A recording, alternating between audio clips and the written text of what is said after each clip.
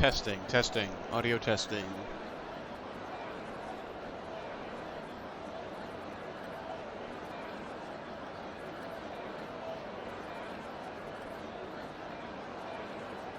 And it looks like there's something wrong with the overlay.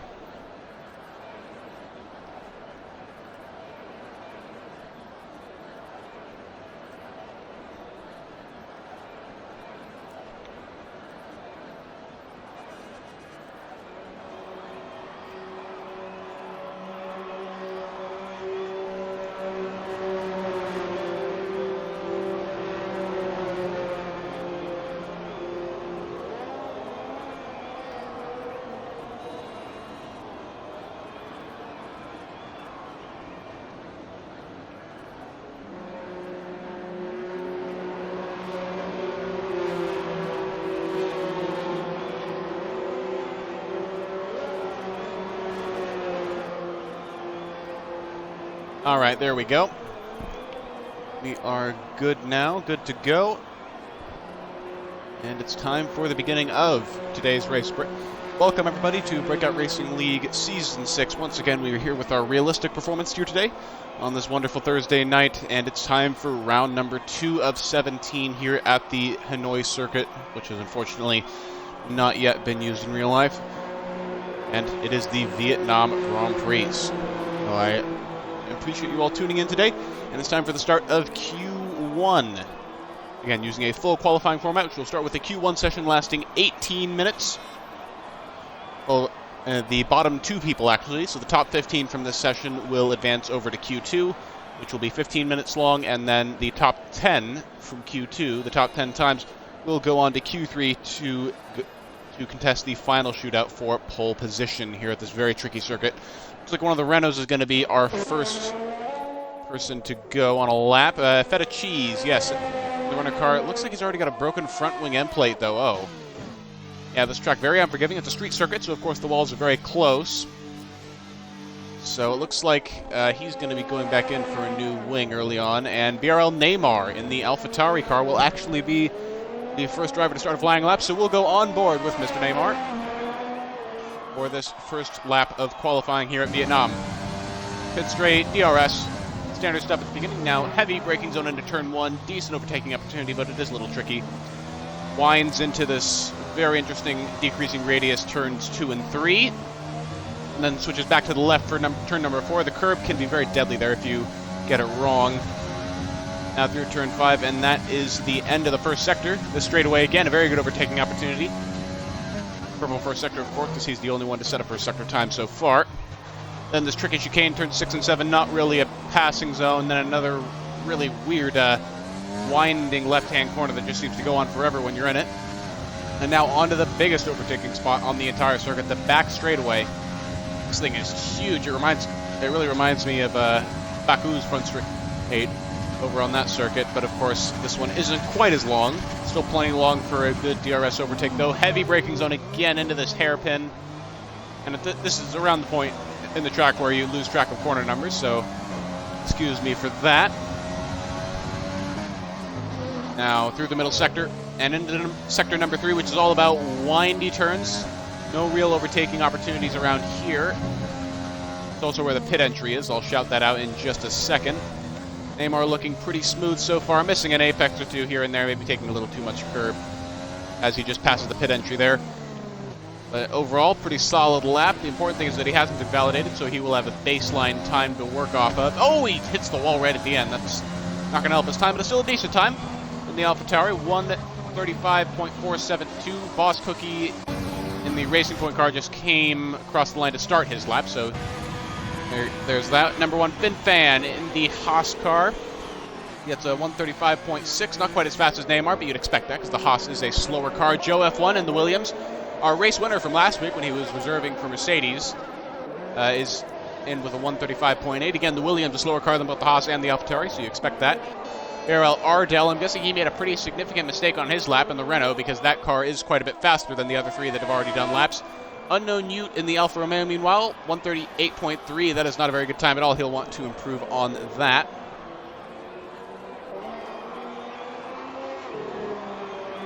Lilian Q-Man is in the chat. current driver with BRL Tier 2 over on Saturdays, and our Monday commentator for Tiers 5 and 6. Saying in chat that the Renault manager is watching. Yes, indeed. Welcome to the chat, Mr. Renault team manager. I don't remember exactly who it is. I believe it's SF1 Rhodes. I can't actually remember. Someone remind me in the chat, please. But Mitchie in the Alfa Romeo already outpacing his teammate Ute with a 137.2, but that's not a very good lap either, as it's only the 6th fastest, so the only one he actually beat with that time is his teammate. Meanwhile, Boss Cookie just thundering through the 3rd sector now in the Racing Point car, 3rd fastest in the game. Ooh, a little bit of a lockup into the penultimate corner. That's going to lose him a 10th, maybe. Ooh, slaps the wall on the exit of the final corner again, but shouldn't lose him too much time. 136.1, not the best to begin with. He can definitely extract a lot more from that car. But he's got quite a bit of time to do it. And of course, no one's really pushing flat out in Q1. There's always going to be those people who hold back just to make sure they don't crash and get eliminated early on, because nobody wants that. In the meantime, SSR Zampa in the McLaren car. He's currently on an out lap. His teammate TTM Stenner, unfortunately, not able to make it today after his points finished last week. And Deer Hunter in the AlphaTauri, currently the only car other than Zampa to be on a flying lap. So let's take a look at where he places compared to his teammate. Both Neymar and Deer Hunter are drivers in BRL Tier 1 as well, so they both have a very high amount of pace. And Deer Hunter's not quite gonna get his teammate. 135.539, which is just behind the time the ARS Sainz just set in the Ferrari. Ferrari being a slightly faster car than the AlphaTauri. So decent time for Deer Hunter, but I don't think he'll be satisfied with it. He'll want to go again. So he'll be on his slow lap now, and let's join SSR Zampa in the McLaren as he's thundering down what appears to be the back straight. DRS open. Don't see how he handles the heavy braking zone here for the hairpin. Very difficult to get right without locking up. Ooh, he handles it nicely, makes the apex. A little bit of a wider exit than you might want, but still pretty well executed maneuver. Now into the 3rd sector he goes hard, not quite 90-degree right-hander. And now through the flowing S section that this circuit seems to become infamous for, since it's very easy to get front wing damage around here, even if you're not in the vicinity of other cars. Ooh, a little oversteer off the 3rd to last corner. Keeping it smooth though, keeping it calm and composed. Is he going to do the customary wall slap? No, he's not. He's going to keep it off the wall by just millimeters, it looked like, but it's not the fastest time. 6th fastest with a 135.9. Half a second off Neymar's time. I doubt he'll be satisfied with that. As Unknown Ute improves his time to a 137.5, which is still 3/10 behind his teammate, but much better. It is now at least somewhat competitive. Let's see what... Better cheese! He was the first car out on track earlier, but he got front wing damage on his outlap, so he's just starting his first qualifying run now. We'll come back to him in a minute, right after we visit ARS Gudadu in the Mercedes. He missed last week's race, unfortunately, as his teammate Meanfern sets the fastest time of the session by far, 134.612. Gudadu missed last week, which was why Joe was in the Mercedes car for that race. Gudadu, no slouch himself. Very much a talented driver. And he's on the medium compound tire, you'll notice. Normally the mediums are saved for Q2. For people who want to start the race on medium tires in the top 10, that's what you would normally do. You'd set your fastest time in Q2 on mediums and hope that is a top 10 time that gets you into Q3. But here it looks like he's taking advantage of the other use that medium tires often have in qualifying, which is to save your sets of soft tires, because you only get 3 sets of soft tires in qualifying. I guess he's trying to save his softs for the more important later parts of qualifying, mainly Q3. As he sets the 7th fastest lap time, 135.9. Not the pace you'd expect from a Mercedes, but of course he is on those slower tires.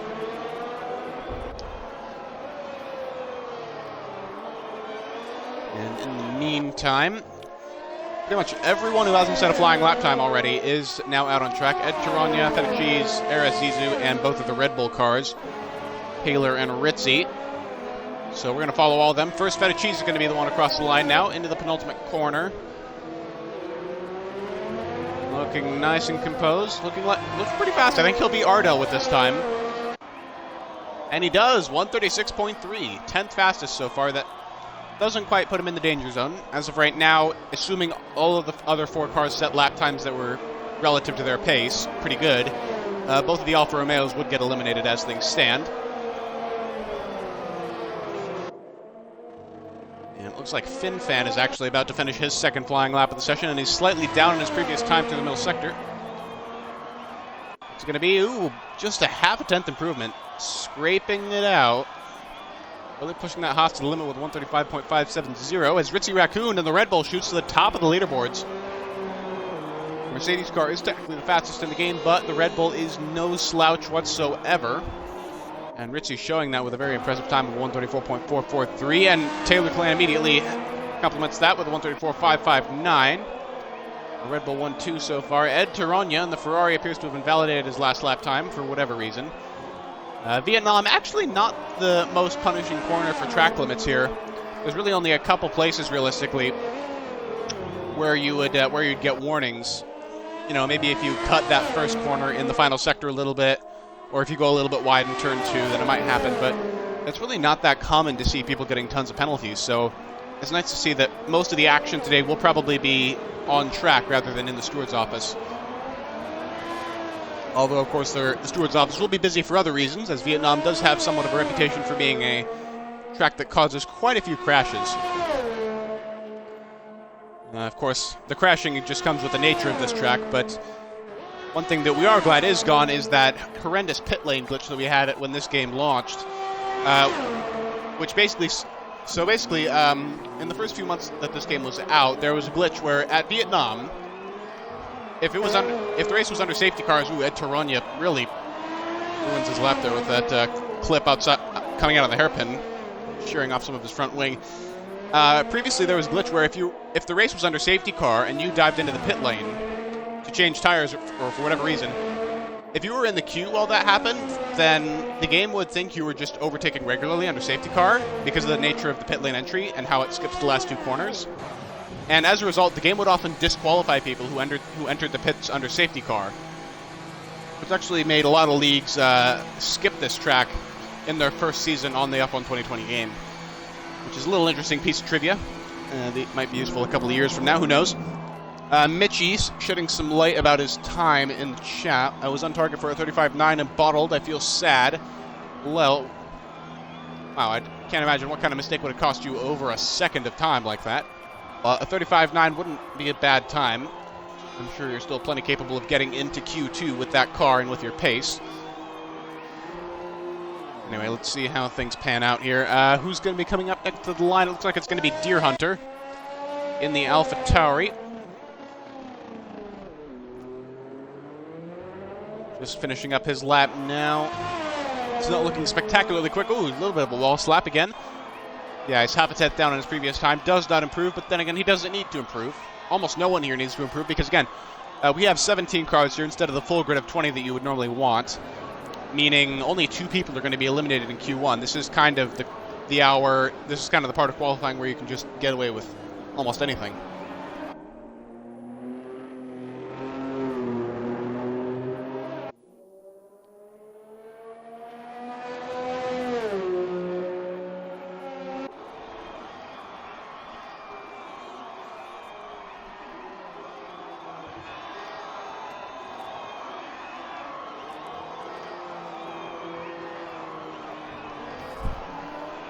Now then, yeah, because Vietnam is quite a big track in terms of length, one of the longest in the game, and on the calendar, there are longer breaks between people finishing up flying laps, as one of the Alfa Romeos whizzes by there. That looks like Unknown Ute.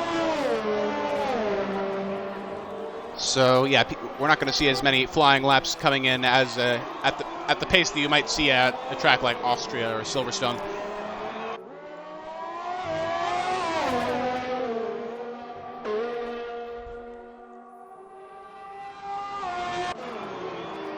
Looks looks like Unknown Youth has invalidated his lap time, so he will not be improving from 15 fastest. And right now, he is one of the 2 men in danger, along with his teammate Mitchie.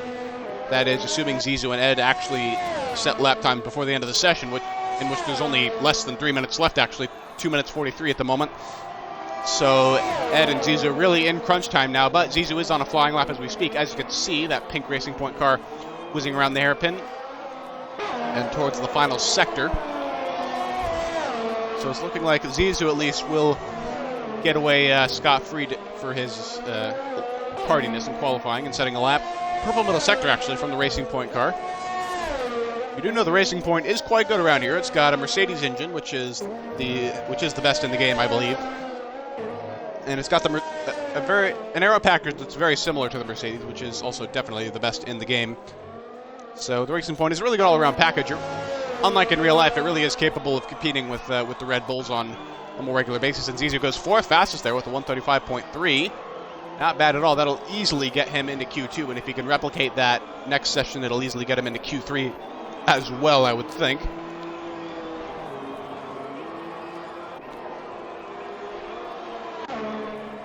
Meanwhile, Mitchie is currently... Ooh, he's got an invalid lap, it looks like. So Mitchie will not get the chance to try and replicate that dream 35.9 time he was looking for.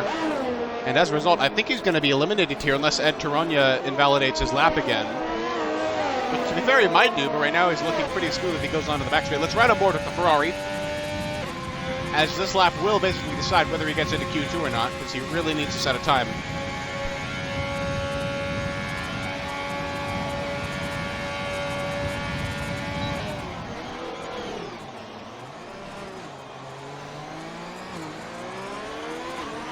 Out of the hairpin, looking pretty decent.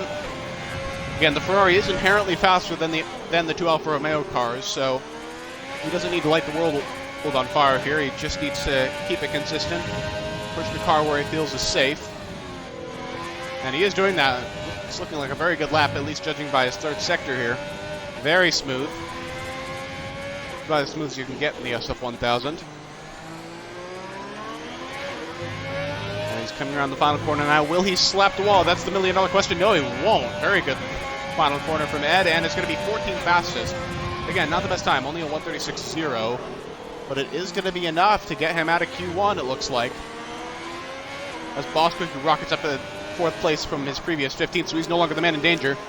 So Ed Taronja could still get knocked out here, but Unknown Youth's going to... He might go for another lap here, actually, if he has the tires for it, but...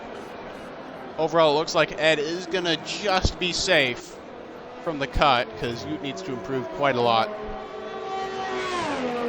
Mitchie, of course, invalidated his time, and it looks like he's gotten another invalidation, actually, for this lap. So Mitchie and Unknown Youth, both the Alfa Romeos, going out in Q1.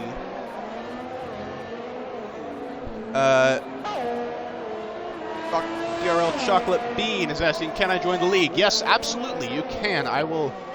put an invite to the Discord server in now. And we are currently accepting mid-season signups. There will be a wait list for most of the tiers, but it is still worthwhile to sign up and try and get a seat as soon as possible. Once you join the server, you'll want to verify yourself, follow the instructions in the server info channel, and then the F1 League's wait list will be where you want to go to sign up for one of our main tiers. Once you've gotten all the rest of it done. Ed Taronja coming back into the pits after an unsuccessful run. And it looks like just about everybody is done now. Yeah, Boswick doesn't need to do another lap. He's just cruising. So, those are your eliminations. Unknown Youth and Mitchie, both out. And Ritzy Raccoon and the Red Bull topping the session. You'd think with the amount of long straights that this track has that the Mercedes cars would do really well compared to the slightly underpowered Red Bull Hondas, but in reality, I'm sure the Red Bulls are making up quite a bit of time in the 3rd sector and in those more technical bits. Chocolate Bean asking, do I need to do TTs? Yes, you do.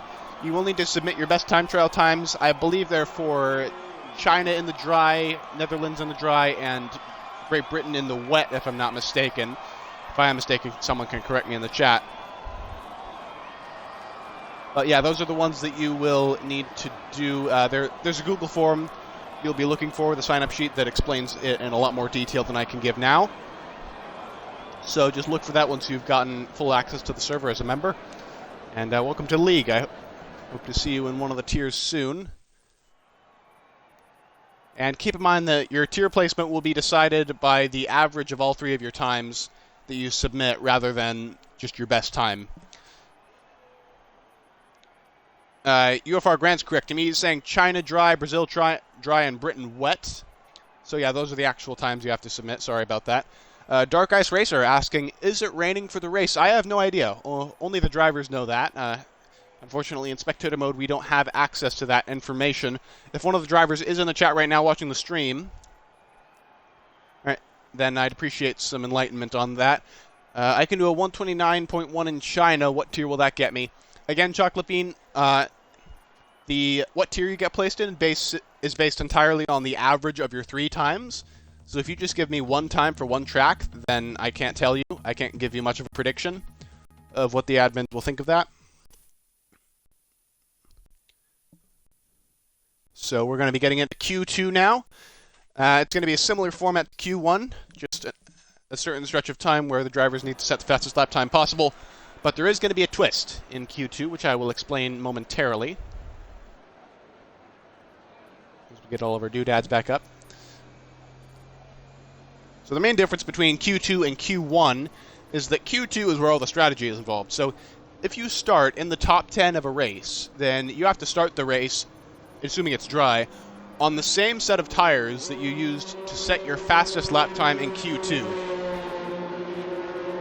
And for that you have 2 options. So if you choose the faster soft compound tires, that's going to give you quite a bit more 1-lap pace compared to the mediums, and it'll give you a better chance of getting into Q3. But at the same time, the softs wear out more quickly during the race, so they're not as good of a tire to use over long stints as you would see in the race. But if you go out on the mediums, only certain cars can actually pull off the medium gamble, meaning trying to get into Q3 on a lap time set with medium tires, like Mercedes and Red Bull Racing Point, etc. Because again, the compound of tire you use really does affect your lap time quite a bit. I believe the delta between the soft and medium at this track is something like 0.8 seconds, I want to say, per lap. So that's going to be a pretty significant delta to overcome, which is why I think really only the top 3 teams, the Mercedes, Red Bull, and Racing Point, will be able to pull it off here. But someone could prove me wrong. Only time will tell. As you can see, Boss Cookie tried the medium gamble early on in his Racing Point car. Looks like his teammate Zizou is doing the same. And further up front, J0E F1 in the Williams. Looks like he's going to be the first lap time in Q2. So we'll ride on board with him to start. And the Williams, again, it is the slowest car in the game, so despite Joe's clear driving skill, I doubt he'll be making it out of Q2 here, even if he uses the soft compound tires, which you can see he has fitted.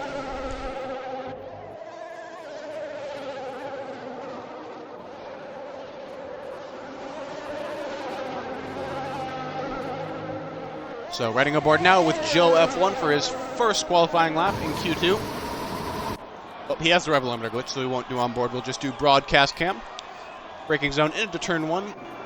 Looking good so far. Again, the Williams can only provide you so much in terms of mechanical and aerodynamic grip, so Joe is working with a limited package. As you can see, going very wide and even locking up in the middle of turn 2. Not normally a place where you would think of locking the brakes. Now going down the second straightaway, looking good, looking good. He won't be reaching as high top speeds as he would in a quicker car, and it looks like Feta Cheese has actually just been... Looks like Feta binned it on the pit straight. What is this? We're going to take a quick detour here right on board with Boss Cookie to see what happened to Feta, because it looks like Feta's car is trapped, stranded right on the finish line. Yeah, oh! That is one mangled Renault. My gosh, yeah, so it looks like Feta might have had to oversteer off the final corner and just binned it into the wall. And there's a number of ways that that could have happened. He could have slapped the wall on the outside of the exit of the final corner, as you've seen a lot in Q1, and that might have lopped his wheel off, or he might have had oversteer and binned it on the inside wall. There really are a couple of different scenarios where that could happen. But in the meantime, let's take a look at Joe's lap. He's just finishing up now, going into the final corners. Looking pretty tight so far, cutting quite a bit of the track out in that particular corner near the pit entry. Being very ballsy with that, but again, you have to be a little ballsy with the track limits when you're driving the Williams. You really have to push the car all the way to get a decent time, and Joe has gotten a decent time. 1:35.662, but that's immediately beaten by ARS Science in the faster Ferrari. A 1:35.167. Ed Tarogna, who's also on the soft tires, he has a chance to redeem himself here after barely scraping into Q2. He could beat his teammate, possibly. No, it looks like he's not going to. It's a 1:36.8, which is actually 1.2 seconds off the pace of Joe in the Williams. So Ed's struggling at this track, it would seem. BRL Ardell struggling even more, but again, he's on the medium tires, so he has a bit more of an excuse with the 1:37.4. Although I really don't think the Renault is the best car to do the medium gamble. It is kind of marginal. You know, if you're a good driver and you've got the Renault, you technically can squeeze it into Q3 on the mediums, but it is very difficult. Much more so than if you were using a Mercedes or a Red Bull, not an AlphaTauri. Boss Cookie coming into the pit lane. Zizou looks to have invalidated his first lap, so he might be going again. Next car to come across the line will be FinFan, and FinFan goes second fastest with a 1:35.446. Next one's going to be Goody Doobie. He's starting a lap at the moment. Let's see. Deer Hunter following immediately after Goody Doo. And then Neymar's somewhat behind them, just coming into the penultimate corner now, about to start his lap. And Joe, I'm guessing, will be coming into the pits. We have a new follower in the meantime, Alessio 08080. Thank you very much for following the stream, buddy. You are our 862nd follower. So quite a lot of growth recently. And I must say, we're getting a pretty good follower base. A reasonable goal would probably be to reach 900 followers by the end of March. Eventually we will get to 1,000 followers, probably sometime late spring. And Dr. Chocolate Bean has followed the stream as well, so thank you very much for that. 2 new followers in the span of just a couple of minutes here. Very nice, very nice. Alessio saying hello in the chat. Hello to you as well, Alessio, or if you're interested in joining the league, make sure to take one of the Discord invite links that our bot drops in the chat from time to time.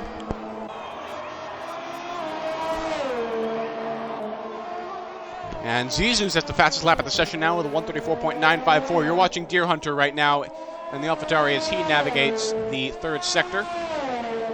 And he'll be the next one to put a time on the board.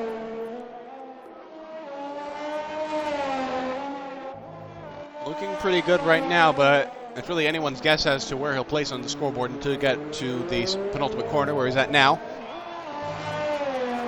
And coming off, it looks like he's going to be having a pretty good time here. Ooh, third fastest, 1:35.349, not bad at all. Beating out FinFan, Joe, Tarogna, and Ardell. That's around where you would expect the AlphaTauri to be honest. As his teammate Neymar now sets a lap time on the mediums, 1:36.5. Also not bad at all, considering the compound of tire he is currently using. Chocolate Bean saying you're a good speaker. I assume you mean commentator. Yeah, thank you, Chocolate Bean. If any of you have any critiques for my commentating style, I'm always looking for feedback, looking to improve, so make sure to drop some feedback in the chat if you have any in mind. And in the meantime, it looks like we're going to have the 2 Red Bulls coming across the line soon. They're not waiting quite as long as they did in Q1 to set a time. And Taylor will be the first to come across the line to probably set the fastest time of the session, considering that they are in a very fast car on the soft compound tires. And yes, it is the fastest, 1:34.045. That blows Zizou's time out of the water by 9/10 of a second. Next one will be and Ritzy immediately one-ups that, and Boss Cookie spins in turn number 4, that looks like. And Ritzy immediately one-ups his teammate with a 1:33.822. Ritzy and Taylor, they were very close last week at Bahrain, both in the race and in qualifying. So it's nice to see that we'll have a good teammate battle going on this year. Hopefully it'll be the same in real life with Sergio Perez and Max Verstappen. That should be very exciting indeed. In the meantime, Goody Doo coming across the line, 1:34.273. Can't quite eclipse the Red Bulls. Again, Red Bull looking supremely fast at this track. Assuming none of them improve, that will be the second session in a row that Red Bull has led. I don't remember if it was 1-2 last session, but we know that Ritzy topped the session charts. Anyway, looks like Meanfern's going to be the next to come across the line in the second Mercedes, but he'll be starting a lap, not ending one. And Joe, as well, is about to start in his Williams, trying to improve on that excellent 35.6 that he got last time around. Boss Cookie, he's already botched his lap, so he'll be under serious pressure on his next attempt to get something on the board and get into Q3, because if you're in a Racing Point, again, it's the third fastest car in the game, so you should be getting into Q3. You should be getting into Q3 every single time when you step into that car. And if he doesn't, it'll be a serious disappointment. Hopefully he does do that. How many tiers does this league have, asked Chocolate Bean. Yeah, 6 mainline tiers. Technically we have 9 tiers in total, but 6 main ones on Xbox, and then we have Realistic, which is, of course, what you're seeing right now. And then Formula 2, which is coming up right after this at 10 p.m. Eastern, as well as the PC tier. We only have 1 tier on PC because we just have a smaller player base on that platform, and that'll be on Friday. That's on Fridays, and they'll be at Vietnam tomorrow during the Gauntlet of Hanoi. And no, Chocolabina will not be a problem if you live in the UK. As long as you can make the race times, there is no problem whatsoever. We have a huge chunk of people from the UK in BRL already. So yeah, it should not be a problem at all. In the meantime, Meanfern is now slicing through the final sector in his Mercedes W11 on the soft tires, so not bothering with the medium gamble, it seems. In fact, no one seems to be bothering with the medium gamble except for Neymar, who's currently very marginal on it. I've got to say, if Neymar makes the median gamble work in the AlphaTauri, I'll be really impressed, because it's only the 7th fastest car. But no, Meanfern goes 4th fastest with 1:34.666. That truly was Speed Demon's time, if you get my drift. And yeah, Neymar's going to be out of the top 10 now. So as it stands, Neymar, Ed, and Ardell and Boss Cookie will all be out in Q2, along with Feta, who of course crashed earlier, so he's not going to set a time. Jembo14 is in the chat. Hi guys, I'm Italian, I follow you often. Well, greetings from America, Jembo. And thank you very much for tuning in. Chocolate Bean asks, what times are the races in GMT? That's the kind of information you would ask me for. Tier 1 and 2, there are tiers 1 and 2 are on Saturdays. Currently at where are they on Saturdays? They are at 4 a.m. GMT.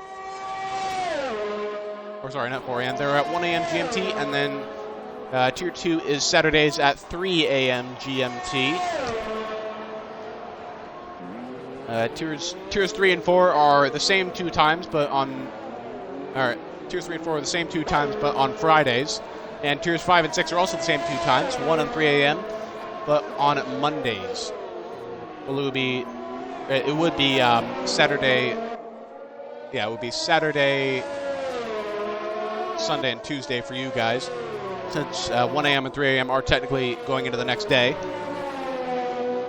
But enough talk about tier times. Let's see who's going to cross the line next. It'll be Boss Cookie, wasting no time getting back out on track to set his first lap time of Q2, hopefully this time.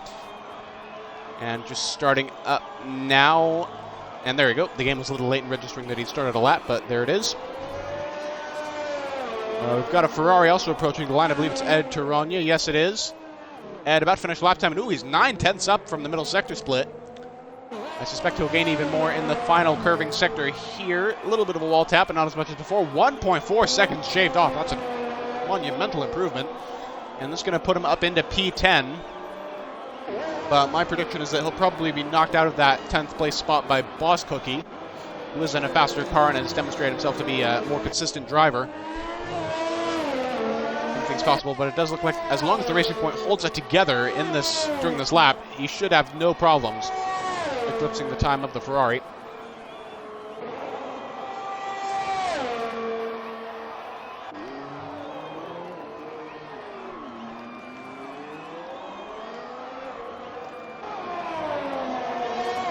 Looks like we've got an Era Sainz fan in the chat in the form of Lamaramota.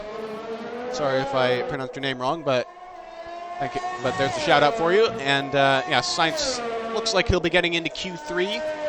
barring any crazy lap times from Neymar and Cookie and the rest of them. But I doubt that'll happen. Anyway, Cookie now approaching the penultimate corner. Again, big lockup from him. He seems to be really struggling in that penultimate turn. It is a tricky one. Hard to get right, hard to get power down out of it as well. But Cookie going third fastest, splitting the Red Bulls and the Mercedes. Would you look at that? I mean, I knew he was going to get into the top 10, but wow, that is a stellar time. And Neymar leaps right up to P6, so Neymar also getting his mojo on, ditching the medium gamble for softs, and he's gone 6th fastest, and he's actually knocked his teammate Deer Hunter out of the top 10. Ed Taranya now trying to improve, and he does. Ed not quite Q3, he's not quite hitting Q3 pace, but he does eclipse Deer Hunter at least for that 11th place. And now ARS Sainz on an outlap. Looks like he'll make it to the line in time. And we've got another follower, Spaghetti Rice 24. Thank you very much for following the stream. You're follower number 865. So thanks a ton for contributing to our stream. And I hope you'll stick around for the rest of the race and for F2, which comes immediately after today. Or not after today, after Realistic. I keep misspeaking. Sorry about that. Anyway, looks like the next car to come across the line is going to be Cookie, but I doubt he's going to actually set another lap time because he doesn't need to. He is now safely into Q3 with his 134.0. Deer Hunter, on the other hand, is currently in that bottom 5, currently thundering through the 3rd sector. And we're going to have to see what he's made of now. He's going to need quite an improvement to get into Q3. 10th place, SSR Zampa, currently about a 10th and a half ahead of him. Or rather, yeah, that is a 10th and a half. And Deer Hunter responding with a 35-0. Well done from him. And that's going to let him leapfrog Taranya, Zampa, Sainz, and FinFan. So he looks to be safely into Q3 now.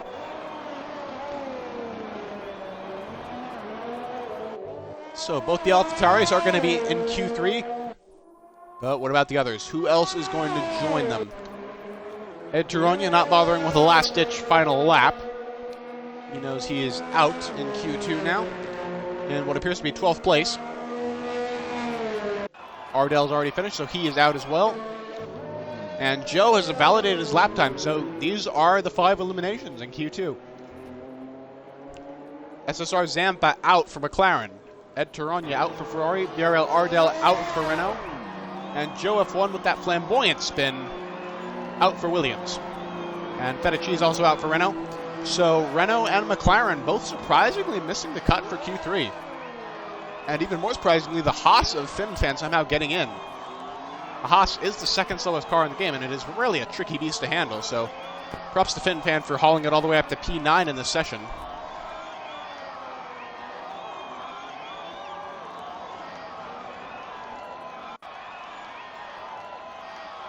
And Joe Shenanigans on the pit straight notwithstanding, that was quite a good session. So next up we've got Q3, 12 minutes, where every driver now has the chance, or, well, the 10 remaining drivers, have the chance to set the fastest time possible and try to get pole position. And then after that we'll have the race, a 50% length race around the streets of Hanoi.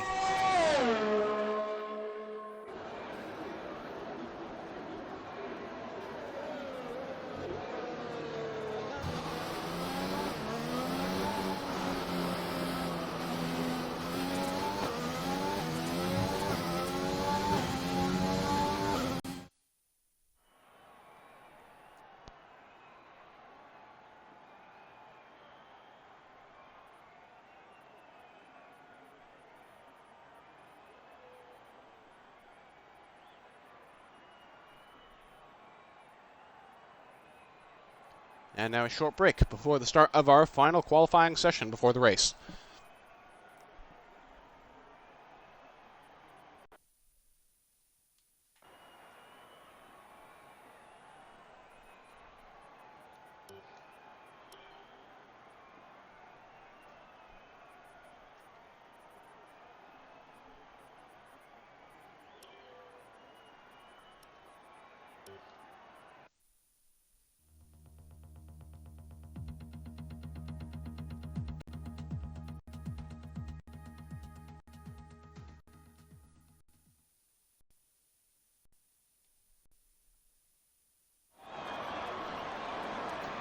And here we are now at the start of qualifying 3.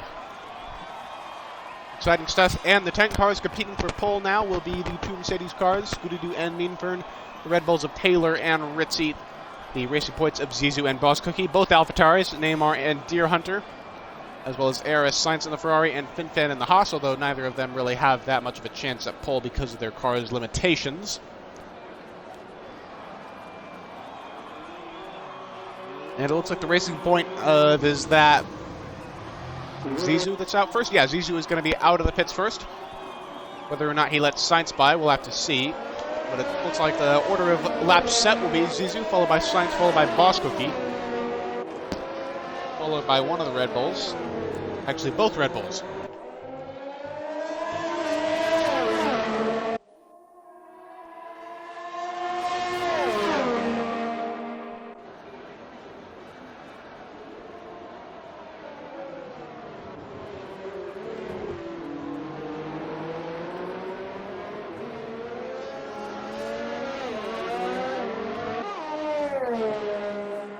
And we already have a pending stewards incident here. And it looks like BRL Skeppy, one of the league owners, is already hammering Joe for that display of donuts that you just saw on the pit straight at the end of Q2. So Joe might well be getting post-race batch of super license points for that incident. We'll have to see what the stewards make of it.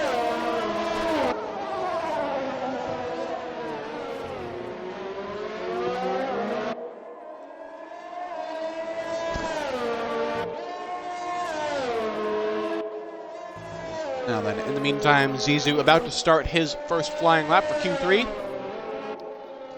And we'll be riding on board with him, as we did for the previous 2 first laps.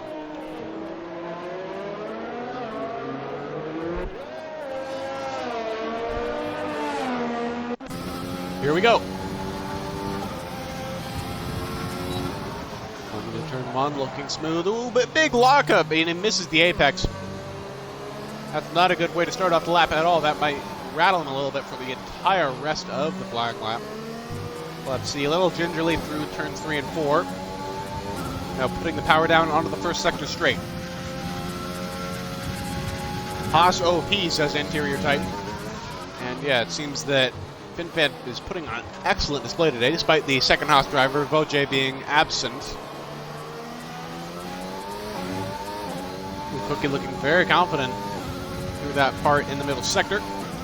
Now onto the back straight. Again, putting the power down. DRS will shortly be open. There it is. And Sainz actually following pretty closely behind, considering it is qualifying. Not entirely sure why. Maybe he's hoping to get a little bit of that suck from really far back. Slipstream down the back straight. Now coming into the third sector, let's see if Zizou can have a mistake-free sector, just like he did in Sector 2.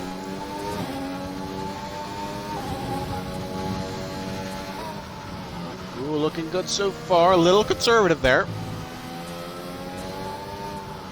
Overall, very smooth. Ooh, lock up into the penultimate corner, but it did help him get slowed down and rotated. A bit weird for the final corner. I think he misjudged his turn in there. But it's still a 134.946, not a bad time at all, and Sainz follows really closely behind, just half a tenth slower, despite being in a significantly slower car in that Ferrari. Taylor Clan immediately blows both of them out of the water with a 133.7. Now that's a pretty good statement to make at the start, but his teammate Ritzy Raccoon seems to have had less luck. Ritzy, who topped the first 2 sessions, seems to have made a mistake because he's now back into the pits. He's aborted his first lap as FinFan sets an initial time of 136.798, and Meanfern sets an initial time of 134.2.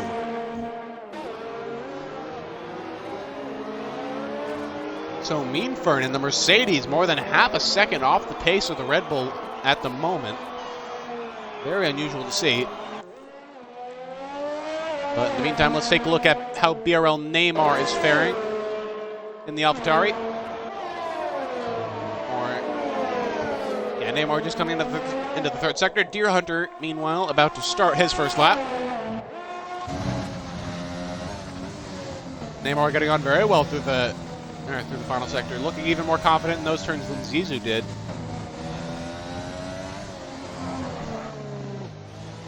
Again, a little lockup in the penultimate corner. Not carrying too much speed through there, but the AlphaTauri doesn't have as strong an aero package as the Racing Point car. But a 134.8 nonetheless. Not bad at all. Third fastest, provisionally.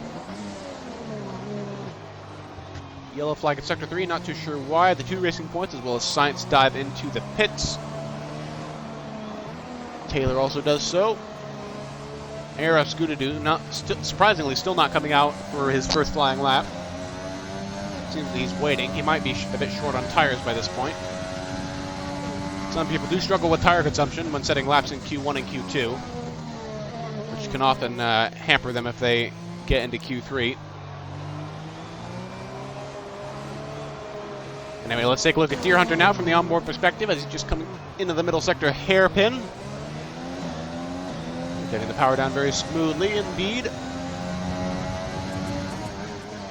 Taking the ideal line into the third sector through this not quite 90-degree right-hander, very close to the wall. Need loads of confidence to get that close to the wall on a car like the AlphaTauri.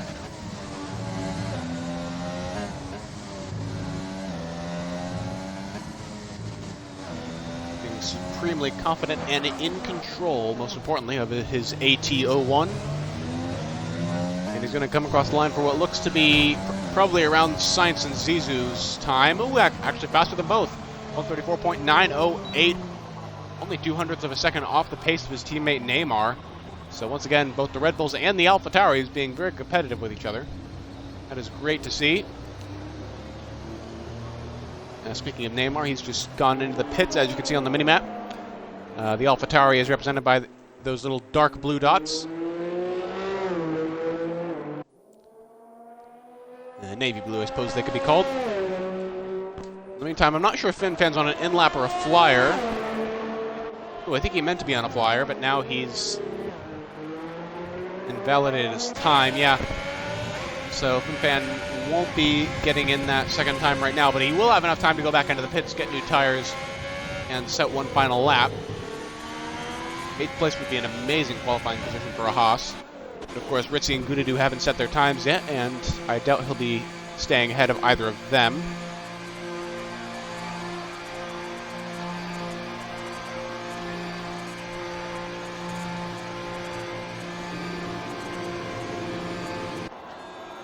Now then, Boss Cookie going back out onto the track for his out lap, and he'll be the first driver to set a second flying lap time. Let's see how he improves. With just 4 minutes left in Q3 now, we're getting into crunch time, where those really blazing fast pole laps are going to start coming in one by one.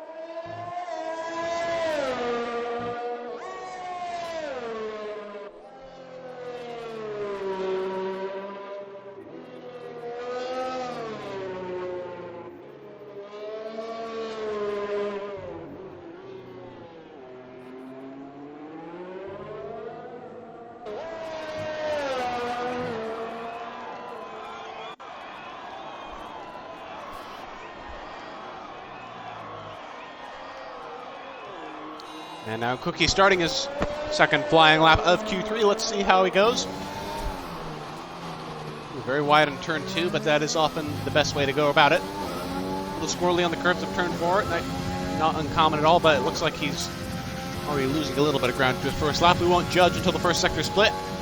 Well, actually, he's quite far down on his first time. Already 3/10 made up in sector number 1. Let's see if he can add to that in sector number 2. As he goes onto the back straight.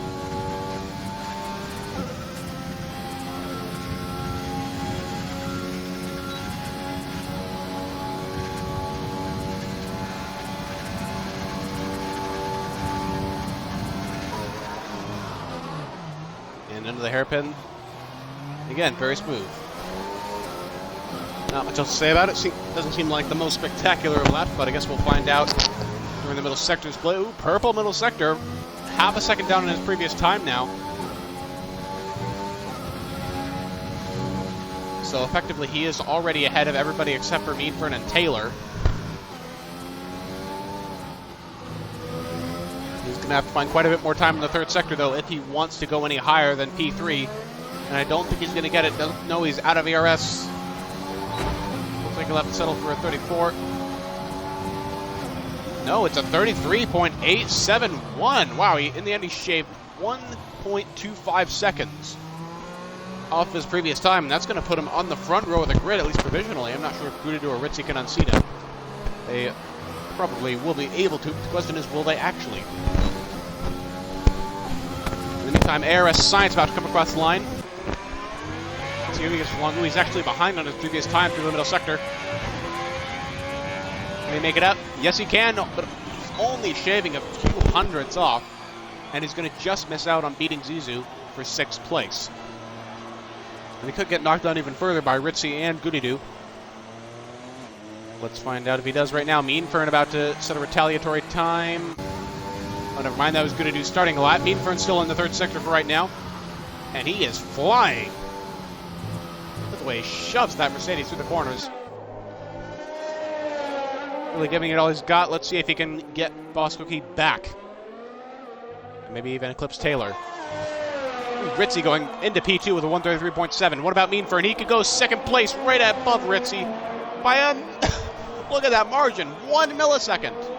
1 millisecond separating Meanfern from Ritzy. That is how fine the margins are in Q3, folks. What a lap from Meanfern. My gosh. Now one of the racing points is going to be the next to come across the line. It's going to be not Zizou. Boss Cookie, who is now done in the session. Taylor trying to improve in his time. Yes, he does. 133.4 just for that little bit of extra insurance. And it looks like Taylor is going to be on pole in the Red Bull.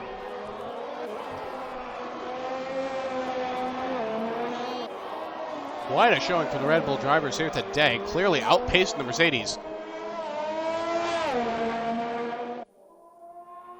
And speaking of Mercedes, Gudidu is going to come up to the line right now. Into the penultimate corner. Taking more curb than normal, actually. But that could help him. Around the final corner. No wall tap for him. Looking very smooth. It's a 133.927. That wasn't too fast at all for a Mercedes. Gudidu is going to have to settle for 5th place. As Deer Hunter goes up to a 134.880 and leapfrogs his teammate Neymar. Neymar retaliates with 134.74. So in the end, Neymar will be 7th and Deer Hunter will be 8th, and that is that. And that is the end of the session now as everyone is done. Taylor Clan in the Red Bull on pole position, followed by Meanfern, Ritzy Raccoon, Boss Cookie, Gudidu, Zizou, Neymar, Deer Hunter, and then Science and FinFan are 2 surprise entries into Q3, going out in 9th and 10th respectively.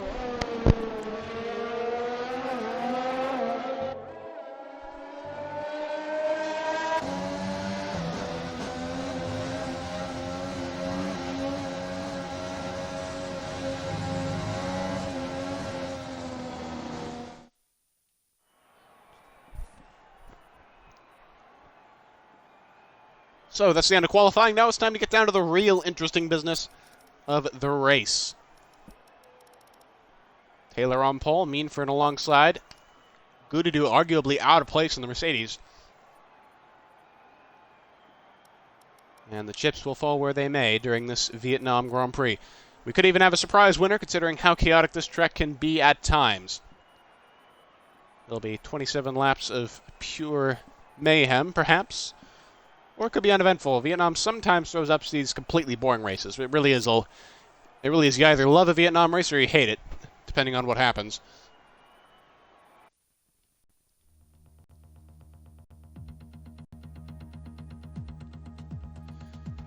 So, who will win the race? Give me your best predictions right now in the chat. Who is going to take home the victory today?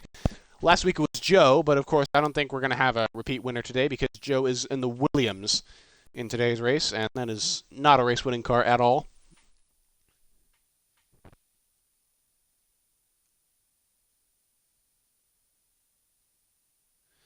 And it looks like we've actually had a couple disconnects from the lobby because I only count 15 people in that loading screen on the right-hand side.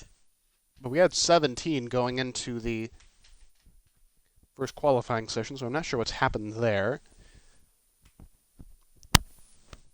Who's missing? I can't quite tell who exactly is missing from that lineup. Oh, Taylor's missing. Taylor's not on that list on the right side. Is he disconnected from the lobby? Hacker Racing League asking who's on pole. Taylor Clan is on pole in the Red Bull, supposedly, but it looks like I might have disconnected here. I'm not entirely sure what's going on. I'm going to take a look real quick and see. For some reason, my recent players isn't updated to include the people in this lobby. Oh, no. Okay, looks like Taylor and Deer have both had game crashes. So if someone in the lobby could give them a game invite right now, I can't, unfortunately, because my recents aren't working for some reason. So if someone could please get them in the lobby, let's not have a change for the lead right at the start of the race just because of a connection issue. I've actually been in this situation before. Once I was in a league race at Vietnam, qualified 3rd place, and I immediately got dropped down to 11th at the start because I disconnected on the formation lap. So I do not wish that fate on anybody else, including Taylor and Deer. So we're going to see if we can get them back into the lobby now, hopefully before we actually get going here with the formation lap and the race. And we've got a new follower while we're trying to figure this out. And at Liam1, sorry if I mispronounced, but thank you very much for following the stream. Your follower number 865 now on the Breakout Racing League official Twitch. So thanks for coming, and stick around for the rest of the race if you can. Oh, we got another follower right away after Liam. Lamaramota, thank you very much as well for following. You're number 866. And it looks like we're going to be going to the formation lap without Deer and Taylor, unfortunately. We're going to try our best to get them back in the lobby still before the actual race starts. But it is going to be difficult. Looks like Taylor's car is still ghosted. Let's check if Deer's already back in.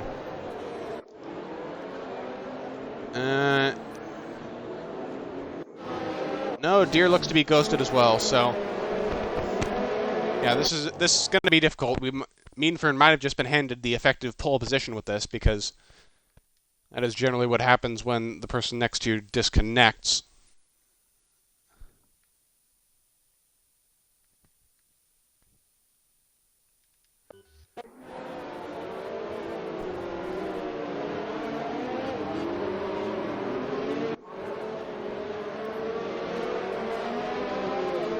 But in the meantime, let's see which cars are running which tires. Again, if you qualify outside the top 10, you have complete freedom as to what kinds of tires you want to start on for the race. It looks like everyone has gone for the softs except for 2 Renegades. Ed Taronia and the Ferrari, I want to point out, is looking to be on the medium tires. And Joe and Williams is actually starting on hards. It looks like he's going to try and go long on that compound and maybe have soft tires to work with at the end. There are a few different strategy options at Vietnam that are viable. You can do the soft to hard 1-stop, or a variety of 2 stops. You can do soft, medium, medium, or even soft, medium if you're really aggressive about it with your tire saving. Now, Vietnam is one of those tracks where it's not cut and dry. It's not that cut and dry. There can be 2, 3, even 4 viable strategies going on all at once in a race. And Liam says in the chat, I joined your server earlier I'm looking at joining your league. Yeah, Liam, if you're on the Discord, you should hopefully be able to see the channel that's called F1 League's Waitlist, which is under the BRL League sign-up category. And if you enter that channel, you'll see a link to a Google form. You want to click that link, and then And then you'll want to fill out that form with your best time trials from China, Brazil, and Great Britain wet. And we'll get you into a tier as soon as possible.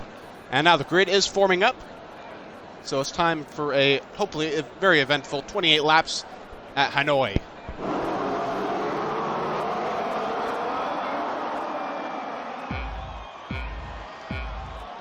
Taylor's being shown as the, looks like a bit of a scoreboard glitch. But the lights are out, and away we go. Looks like a pretty good start from Mainfern. Yeah, he's going to get ahead of Taylor right away. Unsurprisingly, Ritzy Raccoon's going to slot into second place. Looks like the scoreboard's a bit glitchy. And Mainfern blocks up into turn one and goes wide. That is not going to help his case at all, and it's just handed the lead to Ritzy Raccoon in the Red Bull car. And now he's going to be under pressure from Taylor's AI, actually. Unless Taylor has already rejoined the game.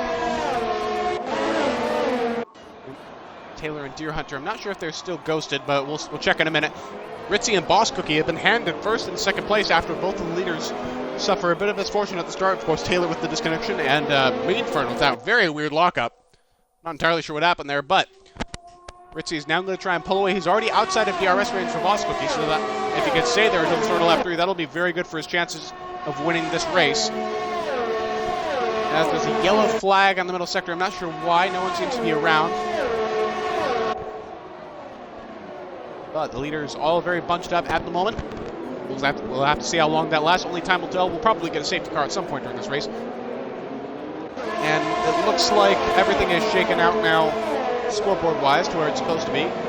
So you can finally see Ritzy is in the lead, followed by Cookie, Mainfern, Taylor, Neymar, and SSR Zampa, who we're looking at here in the McLaren car, currently chasing down Neymar's Alpha Tauri. Zampa, currently a Tier 4 driver as well, so not quite the pace of a Tier 1 driver like Neymar, but he does have a faster car, so it should be a somewhat interesting matchup here between Neymar and Zampa. Ritzy continues to lead now, having a decent gap to Cookie at the moment. FinFan actually gets a penalty for speeding in the pit lane, so it looks like some people are already coming in, probably because of wing damage. Let's take a look at FinFan, who had such a good qualifying. P10 in the Haas. And it looks like he's going to be coming in for a new front wing. Yeah, he is. He's got an end plate missing on the left side there, as you can see. And Goody also in the Mercedes. Not having a very good time of it at the start. He's already pitting on hard tires and with a new front wing. Fettuccine's also running into trouble early.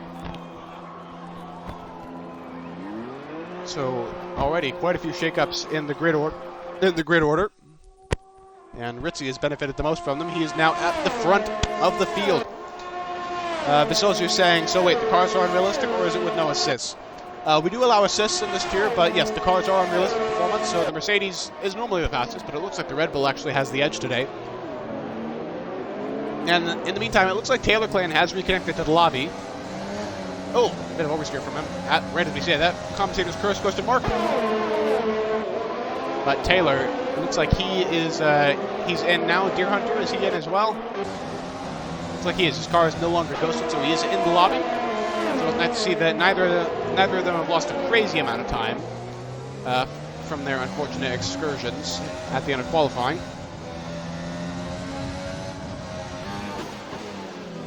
And now Zampa looking to get the edge here on Neymar as the start of lap 3 begins and the DRS is enabled.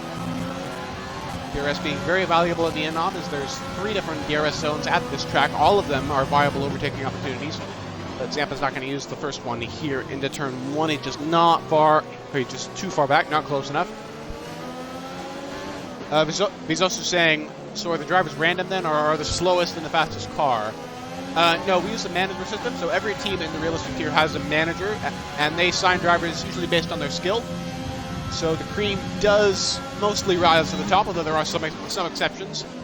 For example, Neymar is demonstrably faster than Zampa. He is in a higher tier normally, but he is in a slightly slower car.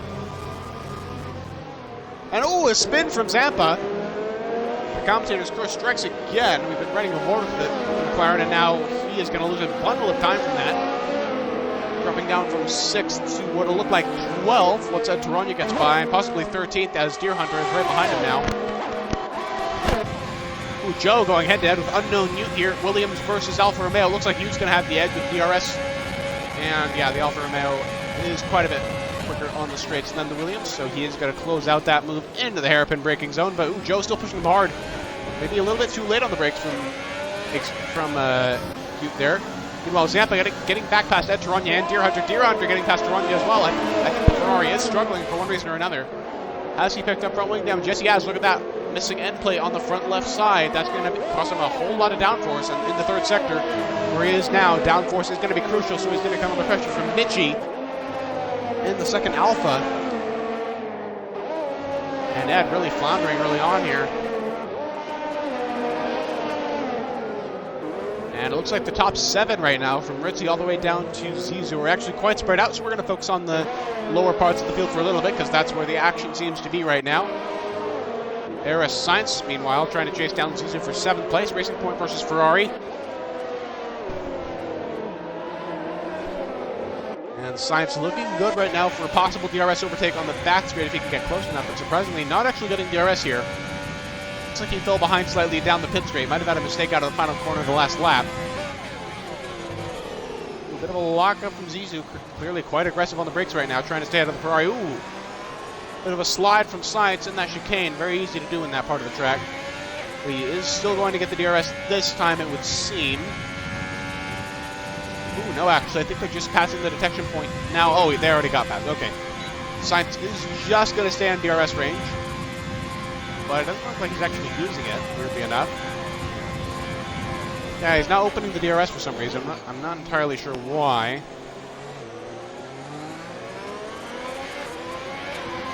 I wonder if he had the game paused briefly during that straightaway, because the AI doesn't always open DRS either when it has it during a race. Anyway, Star Zampa trying to recover from his spin is now going after J0E F1 in the Williams. Looks like it is a very enthralling chase at the moment, but the McLaren on softs is always going to beat the Williams on hard, so I doubt Joe is going to put up too much of a fight here.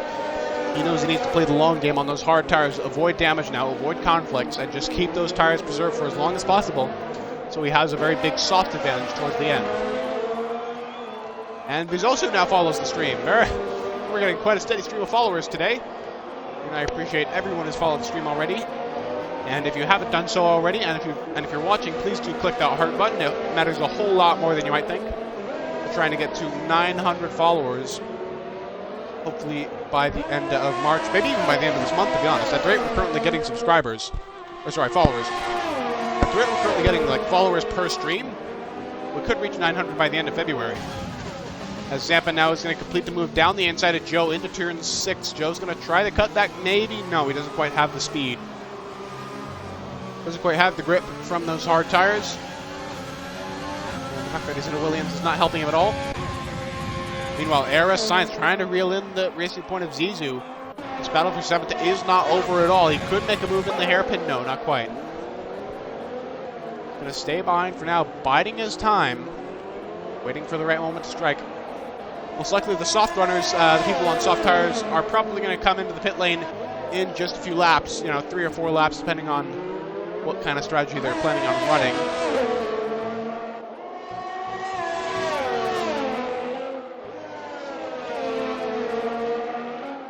And there's also, thank you for the host now. Very generous from you. I believe we have 2 hosts now in that case. So one of them was El Taco Man Gaming, who started hosting as soon as the stream started. And the other one is now Vizosu. So hopefully they'll get us a few more viewers, a little more exposure, and every little bit helps. Every host, every follow, every subscription. So thank you all for your contributions. Meantime, let's keep focusing on Eris Sainz, who's now really right on the back of that Racing Point car. Pushing the Ferrari SF1000 to its limits. Zizou kind of struggling, it would seem, in the third sector. Maybe he's running a bit of a lower downforce setup that helps him in the second sector.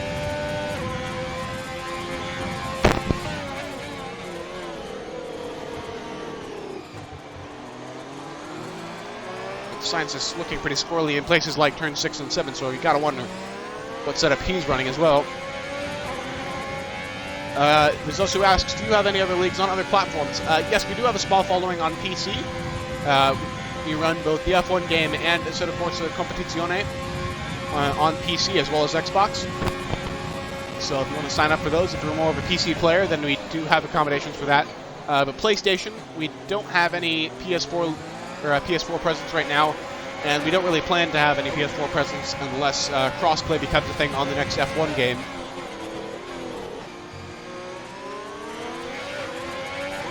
And Sainz still not quite being able to get past Zizou here.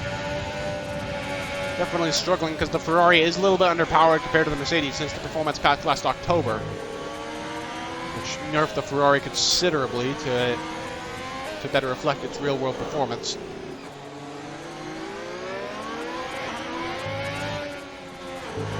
And Taylor Clan now set the fastest lap of the race, 137.7. He is positively flying right now, trying to make up lost ground because of his disconnection on the grid.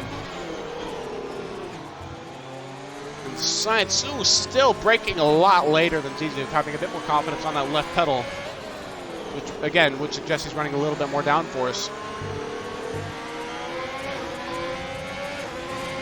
He's also saying, well, I'm on PS4 from 2020, but plan to buy 2021 for PC. Oh, well, in that case, come on over. I do wonder when the next F1 game is coming out, because this one came out on July 10th. F1 2019 came out in June of that year. 2018 was in August, so it will be in the summer months, I'm sure.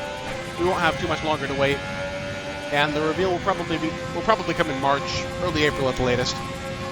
So, yeah, the late winter, January, February, is normally when the hype is lowest for the F1 games. As Sainz finally executes that overtake on Zizou for 7th place, but I have a feeling that fight's not quite over.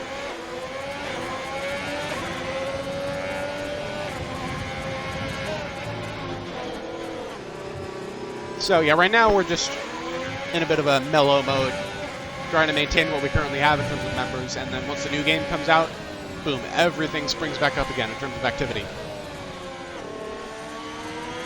And it looks like the timing sheets are glitched a bit. Oh, it's Sainz spins. Sainz is spun, and Zizou's going to have to take evasive action.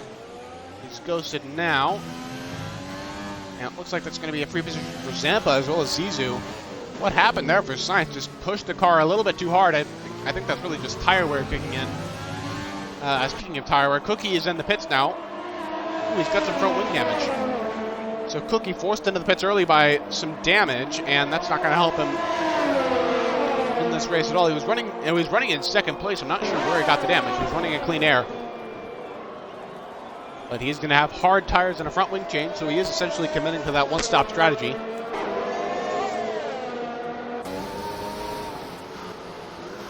Vizosu is asking if it's curb or curb.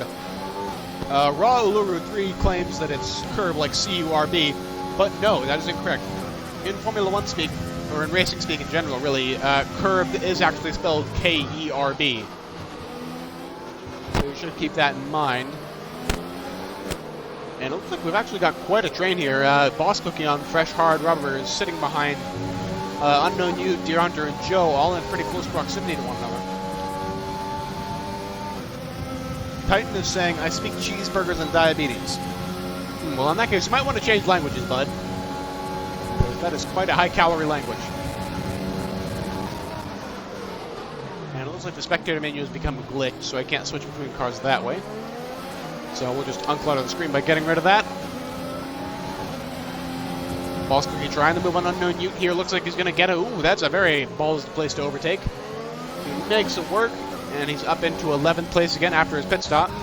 And we've got some more pit stops now. BRL Ardell coming in after his very fortunate first few laps in which he's jumped from 13th to 5th. He's now into the pits, presumably for hard tires. Yeah, it looks like everyone's trying the one-stop strategy, soft to hard. Ritzy's doing it, Neymar's doing it, Zampa is doing it as well. Oh, sorry, not Zampa, but Ardell. For some reason I thought Zampa had pitted there. Let's see... Sainz is doing it as well. That's a one-stop for him. And actually, Zizou in the Racing Point trying something different. He's going for the two-stop, it looks like, on the medium tires. So he's going to have a bit of a pace advantage for most of this race. Or for most of this next stint, rather. But he's going to have to make another stop. He's going to have to make up a lot of time in order to make that second stop worth it. So we'll keep an eye on him for a little bit. We'll see what the pace differential is between him and the others. And Ardell again reappearing in this Science Deer Hunter Joe train. It seems like Neymar right now. Neymar and Joe are the ones holding up quite a lot of people. Well, no, Neymar just came out of the pit. It's Joe, really, who's holding up all these people on his hard tires. But it looks like Boss Cookie is going to get by this time around. Yes, he is. He's alongside. Is Joe going to fight it? No, he's not. He's going to slot him behind very nicely. Oh, a little contact right there in the middle of the hairpin, and that's actually going to let Joe back pass. So Joe a little bit too reckless on the brakes, and that's going to hurt him for the rest of the sector. And I should know, I mentioned in Q3 that there was already a stewards inquiry going on over Joe, and I can confirm that Joe has been handed 2 super license points for doing donuts on the pit straight at the end of Q2, as it was considered unsportsmanlike behavior. So no time penalty for him, but he will have that to think about after the race. In the meantime, Mean Fern, after inheriting the race lead, has pitted. And he's reemerged on the hard compound tires. And actually, he's quite far ahead of Ritzy. It looks like Ritzy having those warm-up laps on the hard tires, because the hards are very difficult to get into their optimal temperature window. Ritzy is now pretty far behind Mean Fern. He's going to have to really step on it now to catch up. Zampa's in third right now, but really ignore him because he hasn't pitted yet. He'll be coming in pretty soon, I'm sure. And in the meantime, he's got Taylor to worry about. Looks like Taylor's going to pass him on this next straightaway. Meanwhile, further back in this Joe train, looks like BRL Ardell is going to be the next lucky one to get past him. And indeed, Ardell utilizing the slipstream. You can already see he's gaining ground. DRS open. Joe does not have the luxury of the opening in the rear wing this time around. And the Renault is going to get past. Smooth move from BRL Ardell. And now Deer Hunter is going to be the next one to hunt down Joe, although Deer Hunter still has to pit for fresh tires, so it doesn't really matter what he does now. Uluru asking, what are most of your drivers based out of? BRL is mainly a North American league, but most of our drivers are American or Canadian. But we also have a very strong European contingent, mostly from the UK, but from other countries as well.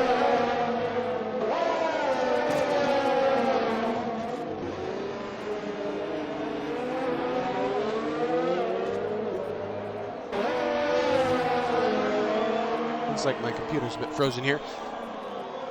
In the meantime, looks like Zampa is now coming into the pits for his hard compound tires, and Boss Cookie. What's Boss Cookie doing? He's coming into the pits, and he's got wing damage. He's got major wing damage. Boss Cookie, the guy who was running in second place for much of this race earlier on, is having to do another front wing change. We saw him crash out of a lap once in qualifying as well in Q2. So clearly Cookie pretty fast at this track, but not the most consistent. And that's going to knock him down a fair way. And Uluru is now following the stream. Thank you very much for following. Your follower number 867, or 868, sorry. So we are well on our way to 900 followers right now. We will probably hit that total by the end of the month. And if you want to help us do that, if you haven't followed already, do it now. Please do it right now. Hit that heart button. And meanwhile, further up the grid, the two Red Bulls are actually going to have a fight now. We could have a fight in the top 5, finally, for the first time in this race, between Taylor and Ritzy. Ritzy being on 1 lap older tires, but Taylor has just overtaken him, and he kind of has the momentum right now. So we're going to have to see how this plays out. Taylor actually gaining a bit on Ritzy in the third sector here. Ritzy seems to be struggling on the harder tires. So we'll revisit this battle in a little bit. In the meantime, Deer Hunter's still trying to chase down Joe, and he decides to come into the pits now. To be honest, if I were Deer Hunter, I would have come into the pits a couple of laps ago to avoid being held up by the Williams, but that's just me. And it looks like he's going to come in. Let's see what the AlphaTauri crew have prepared for him in terms of tires.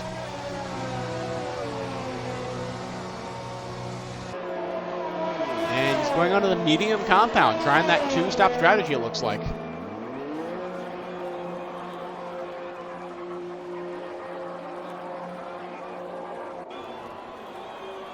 So Deer Hunter going bold with the 2-stop, as well as Zizou in the Racing Point. Those are the only two who seem to be on a planned two-stop right now. Everyone else is on mediums at the moment, is either doing so because of an unscheduled pit stop or because they started the race on the mediums.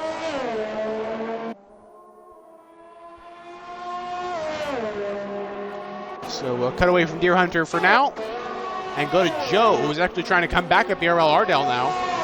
Despite being on much older tires, Joe has a little bit of momentum. I'm not sure what's happened to Ardell. Doesn't have any front wing damage, but Joe is going for it. He is fighting here into the hairpin. Really aggressive, and that was a questionable tactic actually from Joe. They didn't go side by side there. Joe going a little bit wider than you'd think he might in that situation, and he seems to have forced Ardell off the track. Not sure if Ardell will make a steward's inquiry about it, but that is something that the stewards could potentially look at. Has cause for a time penalty. We'll have to see later on. For now, let's just focus on the racing. Ardell could very well come back at Joe here on the pit straight. He has a faster car and better tires at the moment. So he has all the tools he needs, just needs to use them. On the pit straight, he's really struggling. Joe already having a gap of 1.2 seconds. It looks like Ardell has some sort of problem. I'm not entirely sure what it is. There's nothing visually wrong with his car. I don't know, maybe he's just struggling on the hard tires. He is losing ground now, and he could come under pressure from Zizou in just a little bit. Zizou, of course, trying to make up ground on the medium tires while he still has them fresh. And then meanwhile, Ritzy trying to reel in Taylor Clan now. The two Red Bulls could still be locked in the battle here. Taylor might not have won it just yet. Ritzy having DRS here, but he's not going to make the move stick. Yeah, he's not making a move there. He's just trying to gain ground, perhaps in preparation for a move on the next lap.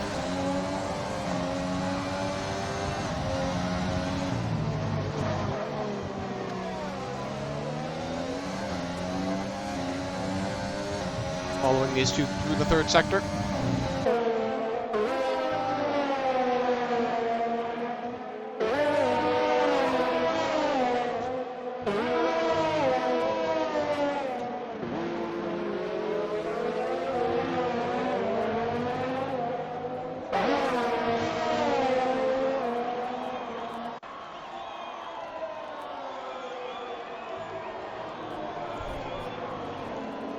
And actually, both of the, you notice both of the Red Bulls are currently catching up to the race leader Meanfern.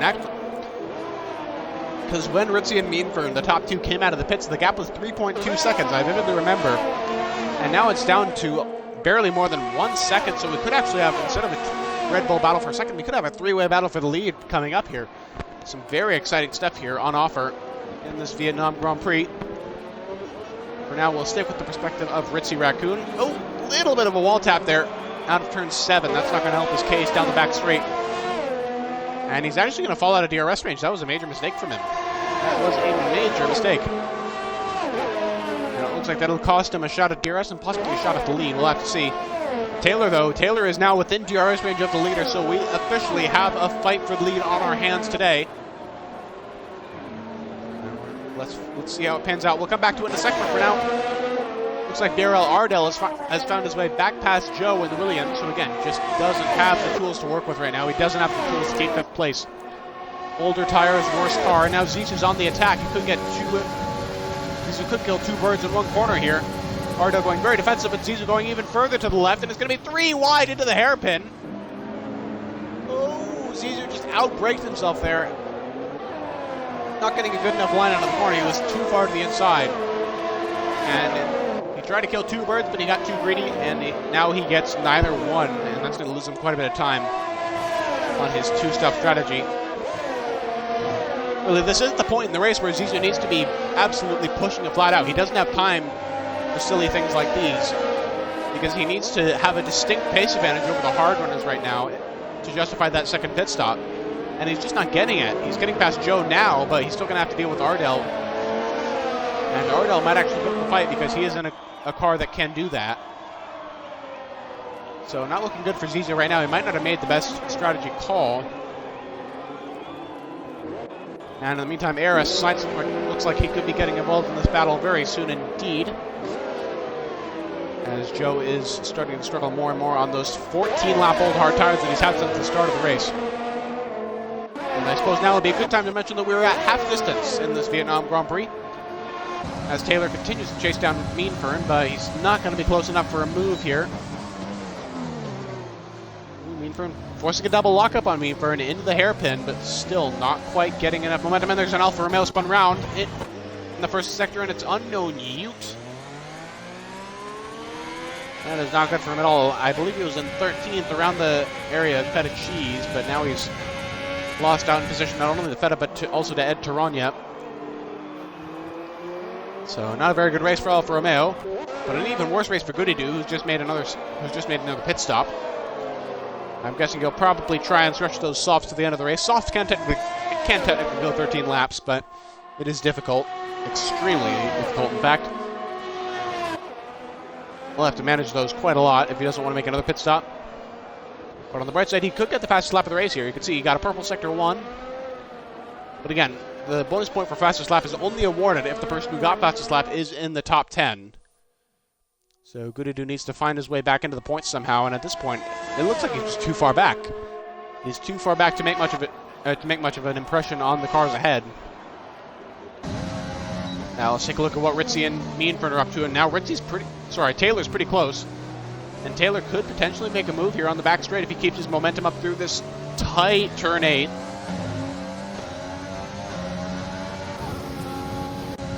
We've got slightly more battery, 38% compared to Meanfern 28. Let's see how that plays out. Zizou and Sainz, meanwhile, currently duking it out for P7, as I predicted. And Joe actually found a way past Zizou somehow, so not sure how, but props to Joe. He's really putting up a good fight.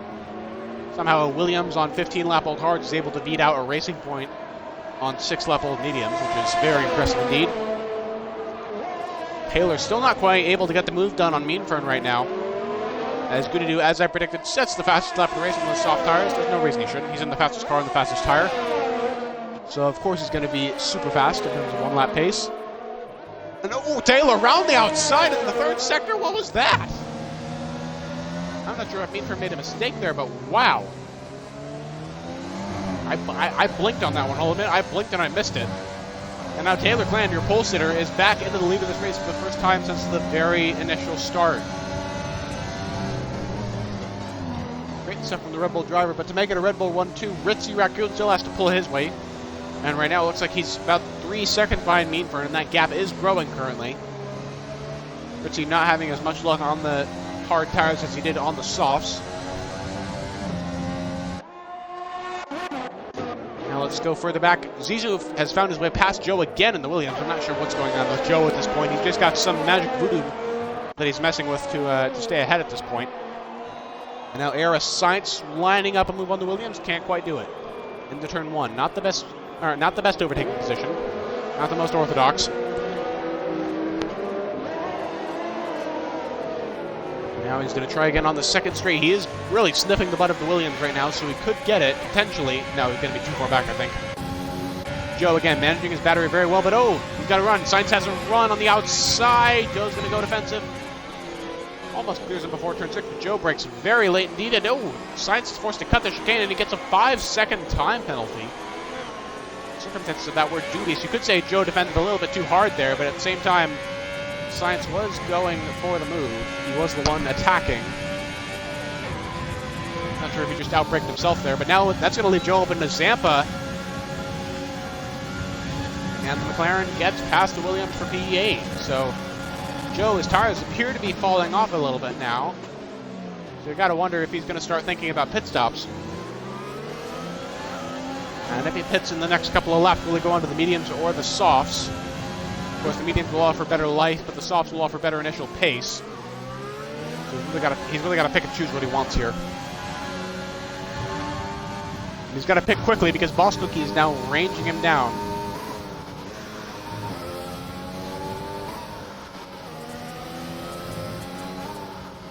So let's go back up the order a little bit. All the way up, in fact, to as Joe comes into the pits, as I predicted, he is pitting now. Let's go back up the order, meanwhile, to the battle between Zizou and Ardell, now 5th place. He's going to try and move down the outside of turn 1. Look at this, side by side, bit of contact, and they're both going to lose a lot of momentum there. Wow. And Sainz is now going to get into this battle. They really slowed each other down there into turn number 1, and now Sainz is right on the back of him.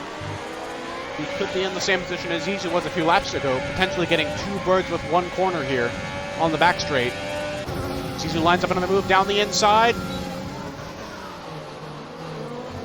Ardell breaks late. Ardell's going to defend. There's contact again, and Sainz is going to slip through.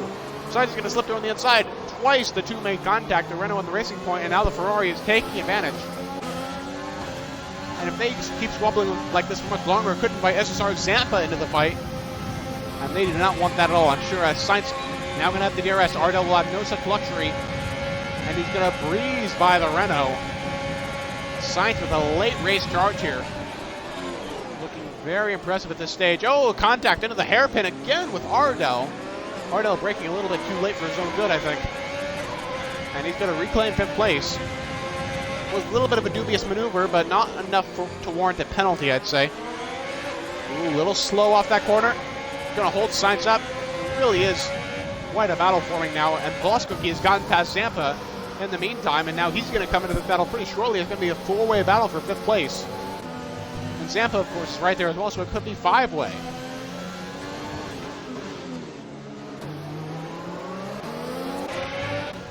Oh my gosh, what a battle here. Ardell followed by Sainz, Zizou, Voskuki, and Zampa all in a very neat line right now.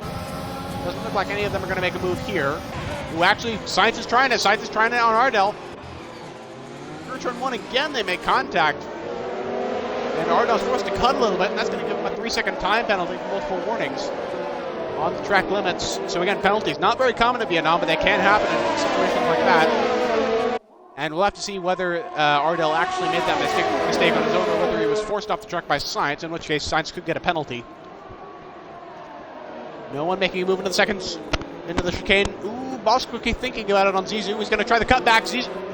Cookie, look at that move from Boss Cookie in the racing point. He's got some excellent momentum right now, and he's going to try and chase after Sainz now, as well as Ardell. We're still squabbling over that 5th position. Let's take a look at penalties real quick. All right, Sainz has 10 seconds for penalty at the moment, because I believe he had a corner cutting penalty as well. So he is at a distinct disadvantage right now, but we'll revisit the penalty situation toward the end of the race. In the meantime, let's just enjoy the battling. And oh, again into the hairpin. Sainz and Ardell just can't quite stay apart. Cookie gets a little involved in that as well. Almost resulting in a very bad crash, but looks like he's good for now. Zampa, in the meantime, Zampa is McLaren, who's the only one out of these 5 who doesn't have a penalty right now. He has gotten past Zizou into P8, and he's now going to be pressuring Cookie, it looks like, for P7. SSR Zampa in a very good position here to potentially snag a top 5. And we're going to ride on board with Sainz, as he's probably the best position here to make a move. Ardell will not have DRS, of course, as he is at the front of the train. This side's going to try and brake late into turn number 1. No, he isn't. He's just a little bit too far back. He gives the Renault a little love tap. Let him know he's there, but... Oh, Cookie sneaks up the inside. Where'd he come from?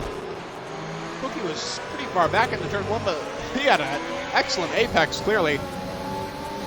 Cookie having supreme confidence on those medium tires at the moment. He might not be able to make it to the end of the race on him. It will be a stretch. But right now, he is absolutely flying. He's going to get past Ardell, it looks like, into turn number 6. Yep, Ardell can't quite brake late and defend. Zampa, meanwhile, going after Aero Sainz, can't quite do it into turn 8. Cookie's going to get a great run. Oh, squirrely stuff from Cookie. That's going to cost him a chance at Ardell, possibly. Down the back straightaway. Well, let's see. Canada King Arcaf asking, what's up? We've got a lot up right now. We've got a 5-way battle for 5th place. That's what's going on right now. And it is seriously interesting at the moment. Cookie getting past Ardell. Not quite. Ardell brakes late. Tries to keep it. Ooh, Ardell forcing Cookie off the track a little bit there. And Ardell just barely keeps 5th place. Now that's going to invite Sainz back into the fray. Oh, Sainz dive bombs down the inside. Can't quite make it work. And now that's going to invite Zampa back in. And the cycle continues. Going to keep riding on board with Cookie for now. But yeah, Canada King, please stay on the stream right now, because there is plenty happening, as you can see. Sainz again getting pretty close to the penultimate corner, but not close enough. Cookie, what can he do in the final corner? Ooh, Ardell not having a good final quarter at all. He could get past here. And it looks like he will into turn number 1. Ardell trying to stick it, but can't quite do it. Might be the cutback. A little bit of contact there as he tries the cutback. He's still poking his nose in. He's just barely alongside. Cookie goes off the track temporarily on the outside, and that's going to give Ardell more of an opening. But Sainz, oh, and they spin!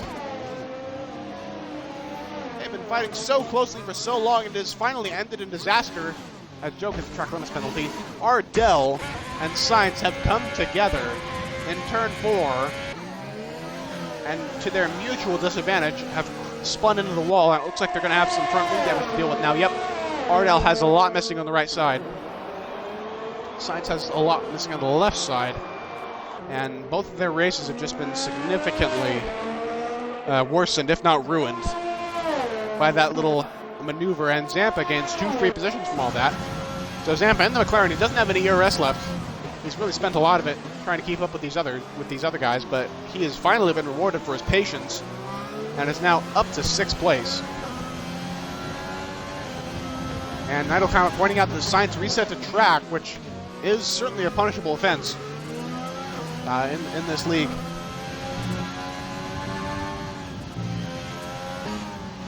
So he might get a little bit of guff for that after the race. Q-Man saying pain. Yes, the Ferrari and Renault drivers and managers are both going to have a lot of pain after that one. Oh boy. But for McLaren, it's all going pretty well right now. Zampa currently in P6. And that was a very dramatic end to the best battle we've had all day, most certainly. As Sainz is now coming into the pits for a new front wing. And that's going to promote Zizou to 8th and Joe to 9th. Joe could potentially get points in the Williams here. Some really impressive stuff from him today. Going long on those hards, and now he's going to be rewarded with better tires. But Zizou, meanwhile, has made his second pit stop, and now he's on the soft compound of tires, so he's lost some track position, but he is going to be on the attack for the rest of the race. He's a fair way behind Deer Hunter right now, but anything can happen. Deer Hunter's on pretty old tires. So 8th place at least could be up for grabs for the Racing Point driver who is doing 2 stops. And in the meantime, Boston, his race isn't over either because he's in 5th place right now, but he has penalties. The 2 cars behind him do not. Zampa and Deer Hunter. As Gudu set the fastest lap of the race.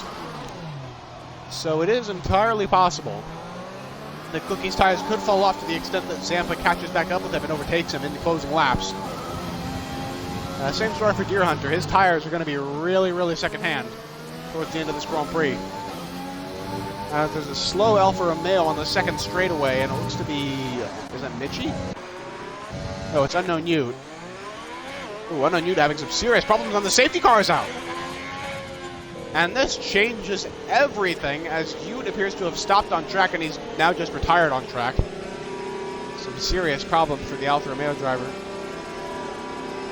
And Alfa Romeo in general, their problems continue as Ute is now out of the race for one reason or another. And as AI parks the car at the exit of turn 7. And the race is neutralized and we've got pit stops already. Let's take a look. Boss Cookie's coming in for softs. Zampa's coming in for softs. Deer Hunter's in for softs. Joe's coming in. Everyone's coming in for soft compound tires now. Taranya's in. FinFan's in. Everybody is in. And this might have just saved the race for Boss Cookie and Deer Hunter because they've just gotten bailed out with a free pit stop. Bailed out from a situation towards the end of the race where their tires would have been really quite terrible compared to those of the cars around them. And this is the lifeline for Ritzy and Meanfern as well. As Gudu gets a drive-through penalty for speeding on a safety car, so his troubles continue as well in 13th place. My gosh, Big Shooter 229, you have followed the stream at the best point imaginable, as a late race safety car has now completely changed the nature of this race. It is now anyone's guess as to who could win here in this late stage of the Vietnam Grand Prix.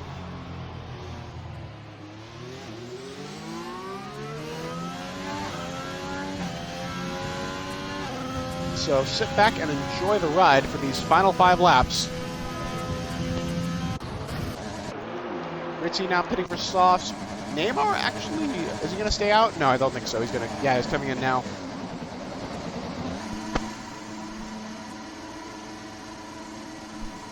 All right, so everyone's going to be on softs for this final leg of the race. Should be very exciting indeed. As race leader Taylor Clan is now just ranging up to the back of the safety car. And the queue will start forming just right about now. Meanfern actually, it looks like the Alfa Romeo of Michi. He's a lap car, so Michi is not actually in second place here, but it looks like Michi is in between the two leaders, so that's not going to help Meanfern's bid for the win at all. It looks like he's going to have a lap car to go through at the safety car restart. Because keep in mind, in real life, the safety car normally lets lap cars by to unlap themselves during the early on in the period, but the Codemasters hasn't coded the AI to do that in this game, at least not most of the time. So it could be that Michi's just going to serve as Taylor's best friend, really, because Michi's going to serve as a buffer here at the restart between Taylor and then Meanfern as well as Ritzy. So that is an interesting dynamic to keep an eye on.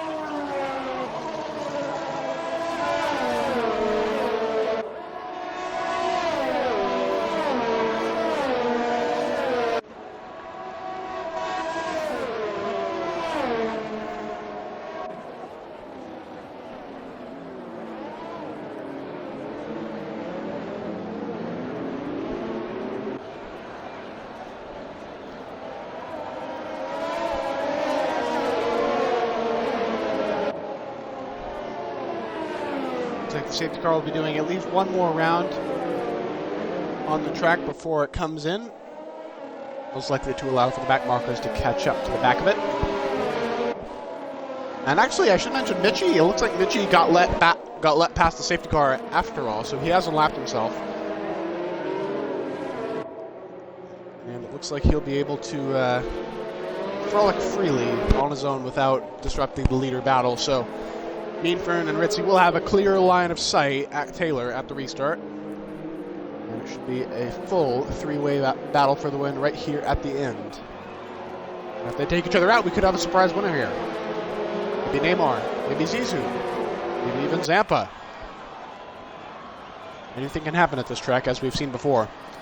So the safety car will most likely come in at the end of this next lap, which will give us a two-lap shootout for the finish. A green-white checkered flag finish, as you would sometimes see in NASCAR.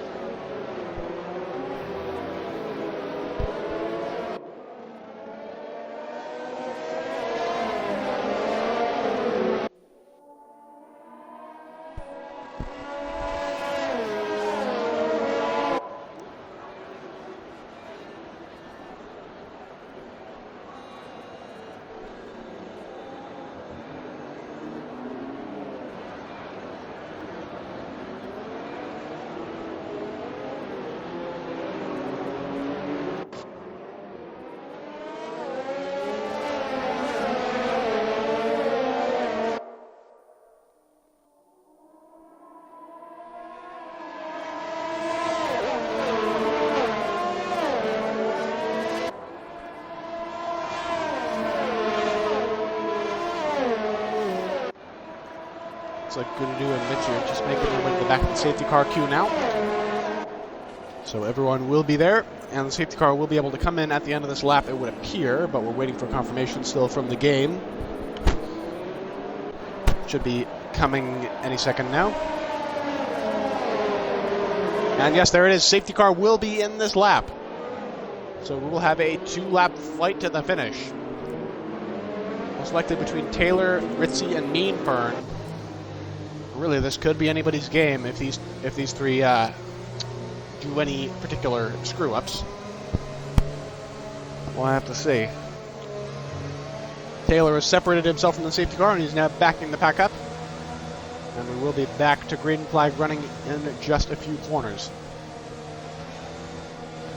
It'll be interesting to see who can get a decent restart and gain positions early on, as there won't be that much time to make moves once the green flag drops. Riding on board with Taylor. Going off the final corner, looks pretty good so far. We're back to racing speed. Drivers can now officially overtake Taylor, getting a pretty good launch off the final corner. Meanfern's still there though, so if he can just keep up, he should be able to hopefully get that DRS. Or sorry, not DRS, because we don't have enough time left for that. Mitchie and Goodadoo appear to be having connection problems, both of them. Not too sure what the source of that is, but anyway, Feta Cheese in the meantime. Looks like Feta actually crashed. Oh, he's lost his entire front wing. Feta further back seems to have run into some problems on the restart, and he's going to fall back to a very lonely 14th. In the meantime, Taylor Glenn expanding his advantage on Meanfern. It looks like he's got a lot of gas in the tank. And he is using it to good effect right now. Ritzy Raccoon, on the other hand, is in striking distance of his target, Meanfern, and he could very well get him on the next lap. We'll have to see. Overtaking will be much harder without the assistance of DRS in these final 2 laps. Well, Boss Cookie getting past his teammates. They're side by side into the hairpin. It looks like no, he's going to back out. Probably the wise decision. And it'll also be interesting to see who gets the fastest lap of the race right at the end, because the fastest laps that Goodadoo set most likely won't be as fast as the ones that Taylor, Ritzy, and Meanfern are about to clock in on this last lap of the race. Because these laps are going to be made on lower fuel, which always helps your car's handling. Now then, Ritzy's still very close to Meanfern, but not quite within striking distance. Painfully close. Taylor France at the fastest lap, 135.5 at 3.1.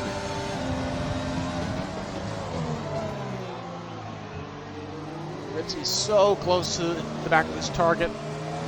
Can't quite do it though. It looks like Taylor's going to run away with this win, unless he makes a major mistake in this last lap of the race.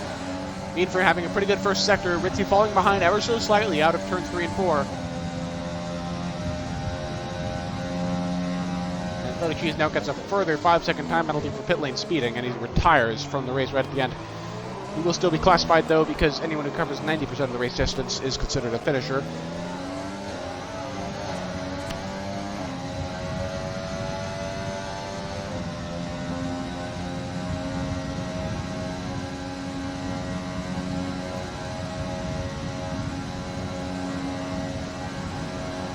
On the final lap here, and it looks like Taylor is going to get it. He is going to get this race win. Now let's take a look at penalties.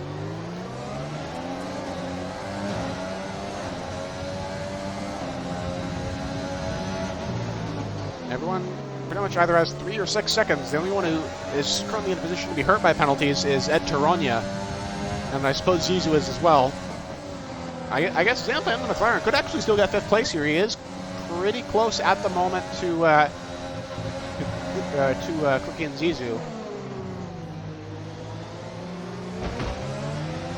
Ooh, slapping the wall right at the end is Ritzy, but Taylor Clan in the Red Bull from pole to disconnection to lead to win the Vietnam Grand Prix, and Ritzy Raccoon on the final corner. It looks like he's being classified ahead of Meanfern. Yeah, okay.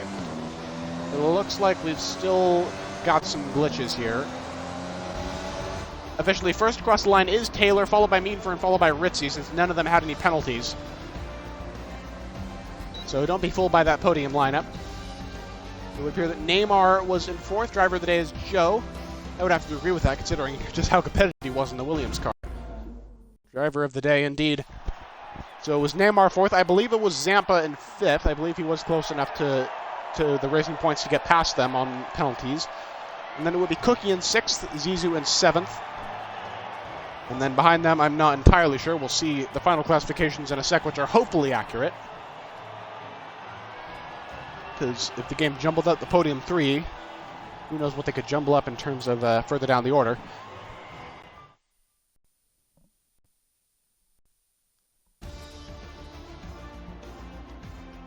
So your results of questionable accuracy. Well, actually, no. It looks like everyone other than the top 3 have been counted correctly. Neymar, Zampa, Cookie, Zizou, Joe in 8th place with 4 points for Williams. Very solid from him. Deer Hunter and P9 for AlphaTauri. FinFan getting the final point for Haas. So both Haas and Williams surprisingly getting some points on the board here at Vietnam, taking advantage of the chaos. BRL Ardell just out of the points for Renault. Tantalizingly close. Followed by Ed Tarogna on the Ferrari. Gudadu, who really just had an abysmal day. Michi, Feta, Unknown Ute. Not having the best of days either. Feta, Unknown Ute, and Sainz all being DNFs in the end, although Feta was technically still classified as 15th. So we will have podium interviews in just a moment with Meanfern, Ritzy, and Taylor.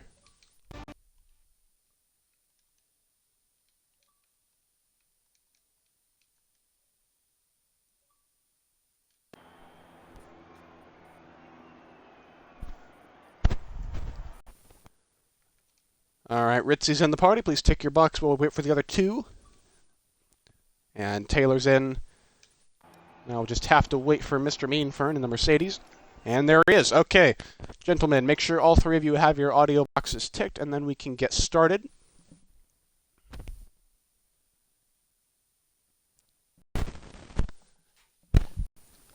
Okay, so Ritzy, you got your box ticked?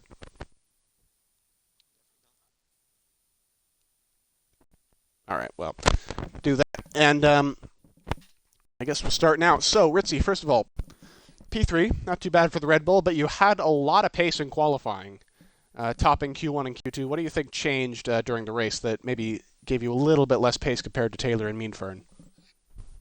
Honestly, I just completely bottled it.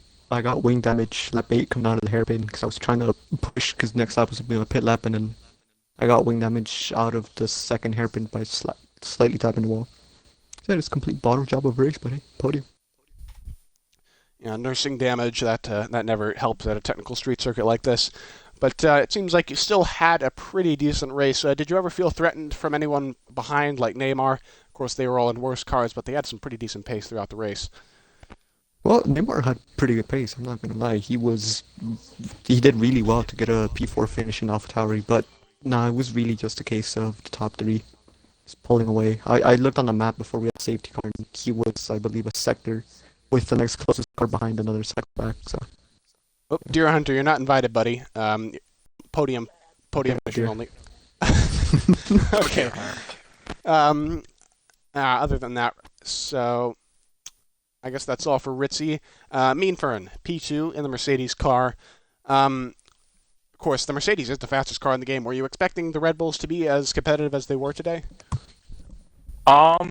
Actually, yeah. I actually think the Red Bulls are actually pretty quick here. Like, the long straightaway is really, really slow for them. Like, really, really slow. But the third sector and the S's, or not the S's, the roundabout or circles or whatever they're called, and like the first sector and third sectors, they're really quick through there. So that kind of helps them. At least I noticed compared to me that they gain a lot of time through there. But yeah, I don't know.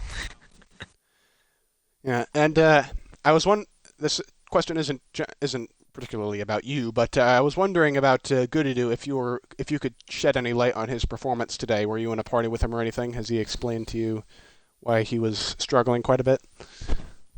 I'm not 100% sure. I think because the game had like some wackiness in the first couple laps, and he might have been someone involved with that. Yeah, he did spin early. Yeah, because I think he got kicked from the game immediately. And I don't know, the game was being wacky, and it seemed like just like 3-ish people that had some kind of issue of being kicked after quali. And I think he might have been one of them. and it seemed like some people had some weird issue afterwards. So I'm not sure if he had an issue with that, but I don't think that helped. Um, but yeah, I mean, his pace looked good in quality. He was right.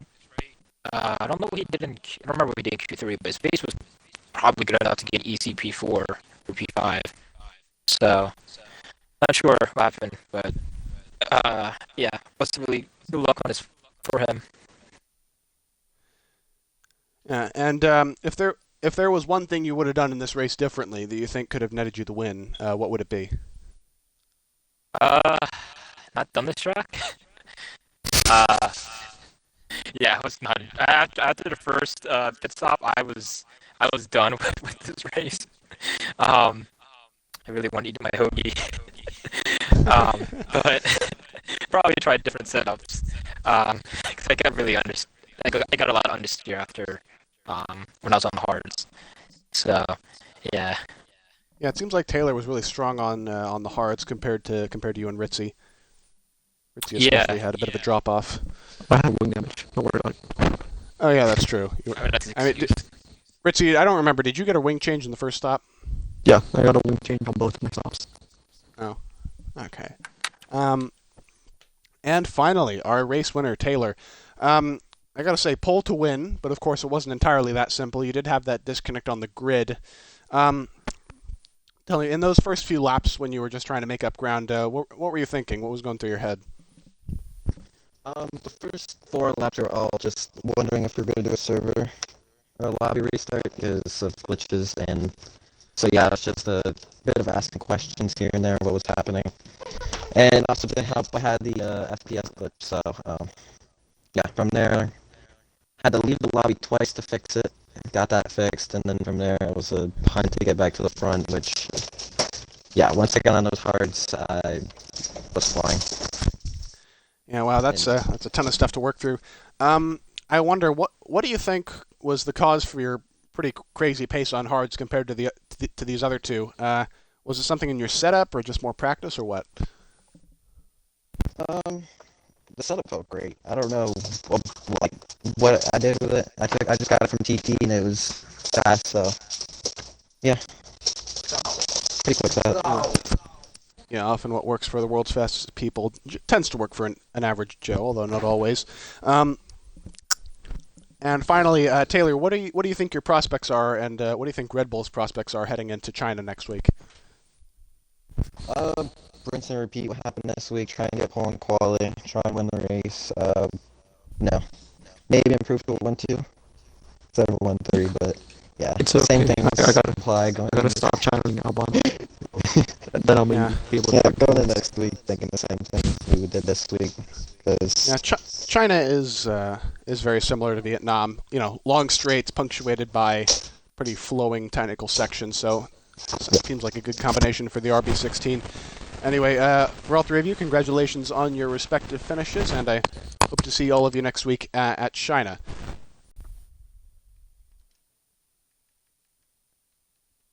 So you're dismissed. Yeah, so we're going to be wrapping up the stream now, everybody. And thank you all for tuning in to Realistic. But of course, we are not done for the night. The Formula 2 stream starts in just 20 minutes. So make sure to come back for that. For now, I'm going to end the stream. But we will be back very soon, so don't go anywhere.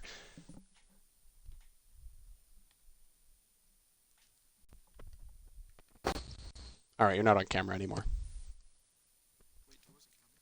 Well, no, you're not on. You're not on the mic anymore. we were on camera.